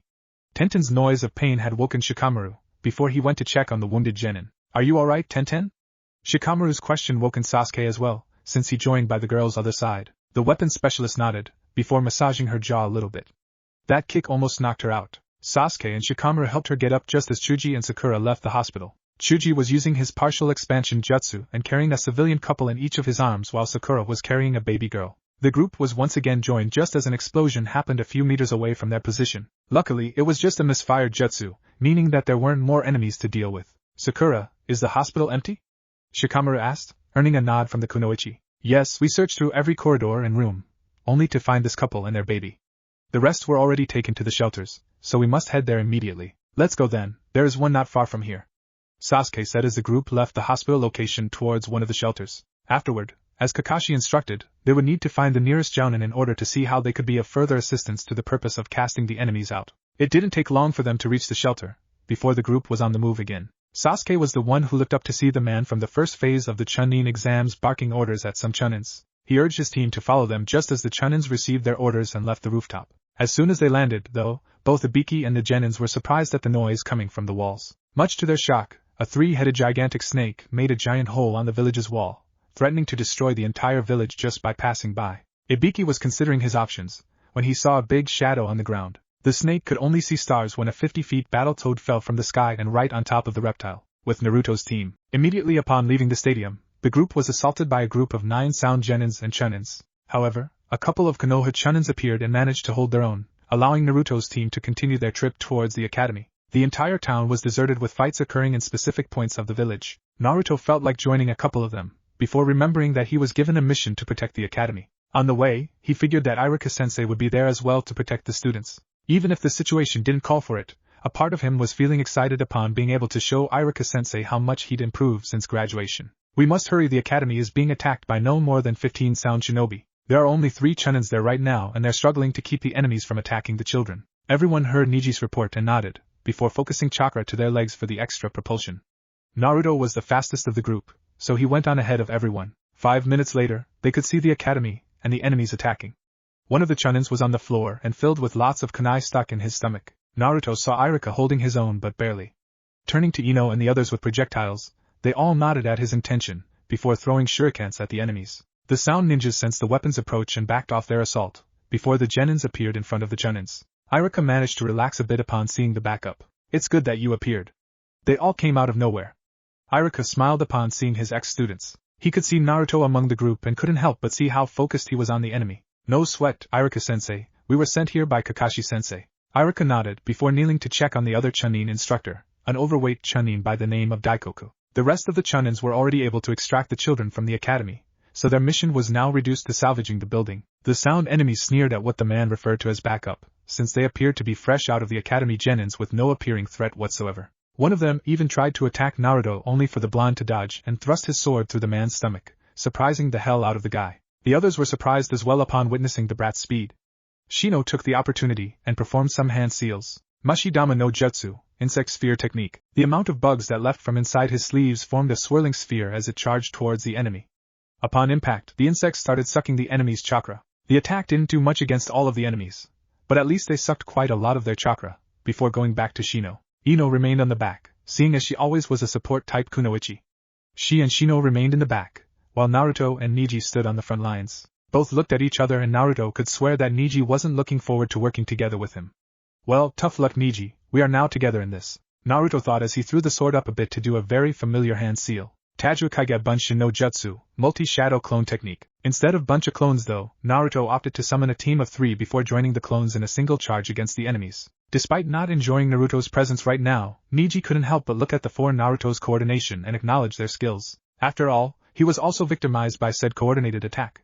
At first it looked like they would charge the enemies head-on, which was an amateur move at best. However, when the clones and the real Naruto reached half distance, the 4 Narutos started changing their positions and random movements, thus confusing the enemy. When the Narutos got closer to the enemy, the sound Genins used their rather quick paces to get rid of these clones as well as the real one as quickly as possible. In the last minute though, only 2 remained forward as they managed to block a few of the attacks, thus allowing the other clone and the real Naruto to move quickly and kill them a good 3 enemies from behind. The rest of the platoon looked surprised at the genin, but one of them managed to slice one of the Naruto's left with a kunai. The real one sensed his cue to leave, just as Neji approached, using Naruto's created distraction. Hakurokujuinshu, 8 divination signs 6 4 palms of the hand. The field of Neji's technique engulfed the rest of the enemies that survived both Naruto and Shino's attack, before Neji moved quickly and sealed their tenketsus, rendering the rest of the enemies unconscious. Iruka looked with a surprised smile as he saw how much his genins had grown since their graduation. With the academy cleared, the group of genins approached the rest of the chonins that stood protecting the academy. After clearing out with Iruka, they quickly left in union, searching for the next jounin as Kakashi instructed them to. As soon as they left from the academy, Naruto's team wasn't able to walk further as a good amount of kunai came straight at them from the right. Neji and Shino used their respective bloodlines to spot the attack, but Naruto had only his blunt instinct honed by the amount of times Anko had sneaked up on him from behind with kunai. Ino was the only one who didn't spot the attack, but she was out of harm's way, behind Shino. 2 seconds later, right in front of them, appeared a lone man with the sound insignia on his forehead. Looking at him for a while, everyone could see that he was stronger than the ones the genins had faced so far. He was easily Kakashi's height, and double his muscles built up with a great number of scars located on both arms. His outfit was similar to the other sound shinobis, but he wasn't wearing a mask to cover his face. The man had gray long hair, and showed a look of complete boredom upon looking at his next competition. So the rumor was true and Konoha had lowered its standards, because of these times of peace. So far, his only opposition was of weak chonins at the most. Now, he was facing genins. Both Naruto and Neji stood at the ready while observing the man. In retrospect, the sound shinobi at least took into consideration that none of the genin believed it would be wise to start the fight. He took a while to study the first 2 and observed the one from the right more than the one from the left. The Byakugan was rather famous enough that even someone young in the ninja world could recognize it. That made him a little bit alert as no Hyuga could be underestimated, even if it was a genin. Turning slightly, he focused on the brat with the blonde hair and saw that he was holding a kodashi, it seemed, in a reverse grip, a style that wasn't very popular among sword fighters. Smiling, the man did a couple of hand seals, before vanishing from Naruto's sight. The genin was surprised at it, but kept his calm. He didn't know what was going on, but Anko had punched him a great number of occasions without him even noticing she was there. That being said, he was used to trusting his instincts. He stood there in focus, not even aware of the fact that the enemy had just casted a false surroundings genjutsu on him. He suddenly heard a shift of air through his right, and turned to land the strike from his sword. The sudden noise of kunai parrying sword disrupted the illusion as Naruto now stood face to face with the surprised enemy. The man knew that Naruto was caught in his illusion, and the Hyuga didn't activate his eyes fast enough. His experience suddenly told the man to stop the game of strength and back off from the blonde. He narrowed his eyes when Naruto's sword began to glow with chakra. Because of that, he figured that underestimating the blonde wouldn't be his best course of action. He saw the Hyuga coming from his right, and looked at the boy's hand trying to land one hit at him. He knew what would happen if he did and thus dodged every time. As soon as he saw an opening, he took it and threw Neji off balance with his leg, before flipping in midair to land a powerful kick at the Hyuga. His eyes registered the blonde's approach from his blind side, and he realized that he couldn't dodge in midair. As soon as the sword penetrated his stomach, he replaced himself with a log a few meters away and began a series of hand seals. Doton Jishin no Jutsu, Earth Release, Earthquake Technique. As soon as he smashed both hands on the ground, it started shaking fiercely, forcing the genins to lose their balance, allowing the sound shinobi to charge at the blonde first with a kunai. Naruto saw the man's approach and tried balancing himself despite the earthquake. He managed to parry the kunai with his sword, but his footing wasn't right and he figured that he couldn't keep up with the man's speed. He suddenly saw the man's arm turning into a rock and realized that he needed to escape from his position and fast. He had only enough time to summon a Kage Bunshin and replace himself with the real one, surprising the enemy. Neji took the time and charged once more with the Juken, hoping to strike the man but to no avail. The enemy was beginning to grow tired of these two and stepped up his game, aiming a strong kick at Neji's face, before finishing a sequence of hand seals. Doton Doryoden no Jutsu, Earth Release, Mud Dragon Projectile Technique. Neji could see the attack coming because of the Byakugan, and used the main house technique Kaiten. He focused chakra throughout all of his tenketsus and released it at the same time, while spinning his body, thus forming a protective chakra dome around him. The enemy cursed once more, taking away his attention from both genins and focusing only on the Hyuga. A mistake he sadly wouldn't be able to regret as he flinched all of a sudden. As he turned his head to look at his back, he saw the blonde genin's kodashi entered his back and almost came out of his chest. Naruto used the distraction supplied by Neji and threw his sword at the man, before performing hand seals for the Repushu technique. With it, his sword was propelled with superior speed and penetrated the man's back with such brutality that it almost pierced through. The other three genins looked at it with mixed expressions. Shino lifted his eyebrow upon witnessing the impact and Ino let out a frightened scream at the sudden brutality. Neji, though, looked at it for a while, before focusing on the blonde with focused expression on his face. Even with the amount of pride he had, Neji was beginning to realize that perhaps Naruto wasn't going 100% against him at the Chunin exams if he could deal this kind of damage. The blonde in question said nothing as he approached the downed enemy, and removed his bleeding sword, before placing it back inside the scabbard. He didn't look conflicted after killing 5 enemies now, and in Ino's mind, it seemed almost surreal. Back at the academy, Naruto appeared unable to hurt even a fly, but the way in which he handled the enemies was just so unlike him that it kind of scared her. Looking at the genin still with his focused expression, Naruto ushered everyone to move, and quite surprisingly, no one turned and questioned him being the leader of the group. Leading the way towards the gates that arose to their left, Naruto's group was suddenly surrounded by 3 sand and sound chunins. Naruto had no doubt in his mind as he went through quick hand seals, before gathering as much air as he could inside his lungs. Futon de Tapa no Jutsu, wind release, great breakthrough technique. The huge gust of wind came out stronger than the one used at Neji, and the genins had to shield their face because of the fierce wind. The enemies struggled to remain in their positions by sticking to the ground by using chakra. Eventually, the enemies caved and were sent flying with the exception of a couple that actually knew of the technique beforehand. They were sand chunins. As soon as Naruto finished the technique, he needed to recover his breath, leaving him open for a load of shurikens to charge at him, threatening to pierce his body. Shino was the one that moved faster, by summoning his bugs and having them swirl around Naruto, forming a dome of sorts.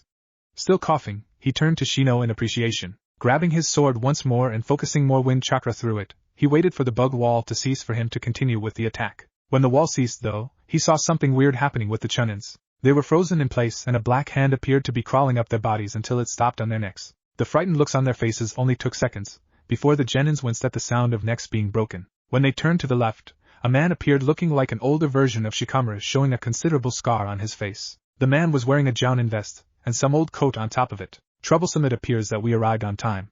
The genins were surprised at that since they only saw him there. Suddenly though, Umbus showed up and even the fathers of Chuji and Ino, Chuza and Inoichi. The genins looked around because of Shikaku's words and spotted a couple of Umbus as well as 2 jounins that appeared to be older versions of Chuji and Ino, even if it was a man. Ino met her father and embraced him for a while, probably seeing safety in the man's embrace. Naruto, Neji and Shino met with Shikaku and one of the Umbus, a woman by the looks of it because of the Umbu's long blue hair. The cat-masked Umbu noticed a few spots on Naruto's hand that was covered with blood, and from the look on his face, she knew it wasn't his blood nor from any of the genins. None of them appeared injured and only the Hyuga had a drop of blood dropping from his mouth. Shikaku-san, we should get going. The plan is still in effect, the female Umbu said. Shikaku's father appeared to be the one in charge from what Naruto could gather. The one in question nodded and turned to the team of genin. You guys should come in with us and protect any civilian we encounter. Leave the fighting to us, understood? The genins nodded before everyone vanished in order to start searching for enemies to deal with. Far from the village, hidden within the heavy foliage that surrounded the village, Kankuro and Temari were busy guarding their brother, as he couldn't help but shake in rage. To their knowledge, no one was ever able to land a hit on him like the Uchiha did, and now they weren't sure what would happen. If their brother lost control to the beast, then they couldn't do anything but flee from fear of being killed by the beast residing inside their little brother. Gaara's blood had already turned into sand as he emitted an angry scream, filled with malice, making both his brothers shake in the process. It was too late now to stop the transformation as Gaara was now transformed into a mini Shikaku. Both of them began to flee, when they saw a man with long white hair appear from behind them. None of them knew who he was, though. The man in question looked at the transformed Jinchuriki and narrowed his eyes, before hiding his right hand from view. His 5 fingers had blue kanji written. The man suddenly vanished and appeared right in front of the Jinchuriki, before slamming the Gogyan Fuin, 5 elements seal, on Gaara's stomach, stopping the beast from taking over the Jinchuriki. Letting out a breath in relief at arriving on time, he saw that the Jinchuriki fell limp on the ground and moved to grab him. He could feel chakra being molded behind him, but didn't think much of it, and grabbed Gaara. Just a powerful gust of wind struck him from behind. Waiting a minute to see if she was able to kill the man, she saw 5 trees sliced on the ground, but no sign of either the stranger or her brother Gaara anywhere. Oh, a wind user, and one quite strong for your age. Jiraiya had a smirk on his face as if the situation. Temari could only see fire as the man managed to capture her brother. I won't let you capture my brother, give him back to me now. The Sannin only smirked at such anger. Whoever said that you wouldn't be captured as well? The girl looked at him for a while, before her eyes widened at a new presence from behind. She couldn't do much as Jiraiya gave her a chop on the neck that rendered her unconscious. The puppet user suffered the same fate, but he was too shocked to see how easily this man dealt with Gaara and Temari to show much resistance. No sooner, a team of trench-coat-dressed Umbu Black Ops dropped and took the captive away. Jiraiya then wondered how the fight between his sensei and his teammate was. He reluctantly agreed to watch out for the Jinchuriki while Sarutobi-sensei dealt with Orochimaru. It was understandable that sensei would take responsibility and deal with Orochimaru, but Jiraiya wished that he was there to assist. Hoping that he wasn't too late, he vanished towards the location of the fight. Battle of the Kages. The battle between Orochimaru and Sarutobi Hiruzen started out with each one testing the other, so to speak. To the Umbu spectators, it could be considered a show of undisputed talent displayed by their Hokage, as the man managed to mingle both fire and earth techniques like no one ever could. However, for each technique Hiruzen used, Orochimaru always seemed to be prepared for it and managed to evade. The Hokage, though, wasn't fazed by his student's skill to dodge his techniques. On the contrary, it was at the least expected from a man who was considered an S-ranked shinobi and one of the Sannin. The fight soon had increased in skill as both moved up to high-level techniques. The fight was equally matched, until Orochimaru decided to play dirty, even dirtier than the shinobi's normal modus operandi. Seeing as he couldn't beat the old man using his own set of skills, Orochimaru resorted to an S-ranked kenjutsu that consisted of summoning the dead by using one of his pawns as sacrifices. Sarutobi Hiruzen was a fearsome opponent, but with his old age, he couldn't go up against his student and the two first Senju Hokages, both of them being his sensei when he was a genin. The old man needed help and he got it by summoning Enma, the Monkey King. With its help, Sarutobi managed to turn the odds in his favor by beating the crap out of both Hashirama and Tobirama, the first and second Hokage respectively. However, with each deadly move, Sarutobi Hiruzen found out that the only way for him to deal with the Senju brothers was to take care of the one who summoned him. Unfortunately, though, he would have to go through his two sensei, and that was almost, if not completely, impossible to even consider. With his options being limited, the old man sighed in dismay as his mind could only think of one choice. A great sense of dread overcame him, though, at the thought of using the same technique that the Yondaime had used in order to deal with the almighty Kyuubi no Yoko a long time ago. His dread wasn't meritless, as he knew the consequence of using said technique. As the war progressed throughout the village, Sarutobi knew within his heart that Konoha's shinobi had already turned the odds and had followed his plan to their utmost ability.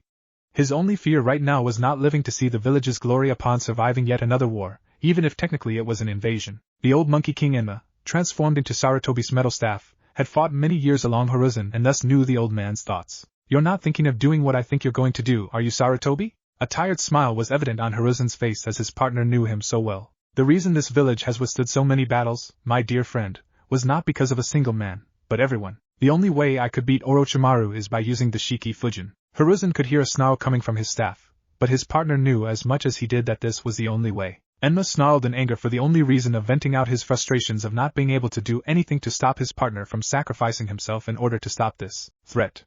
Throughout the village's history, no Kage managed to live long enough to step down from his position and nominate a successor. The only one to do that was the Sandaime, but because of the Kyuubi, his successor ended up sacrificing himself, thus repeating the curse of the Hokage's position.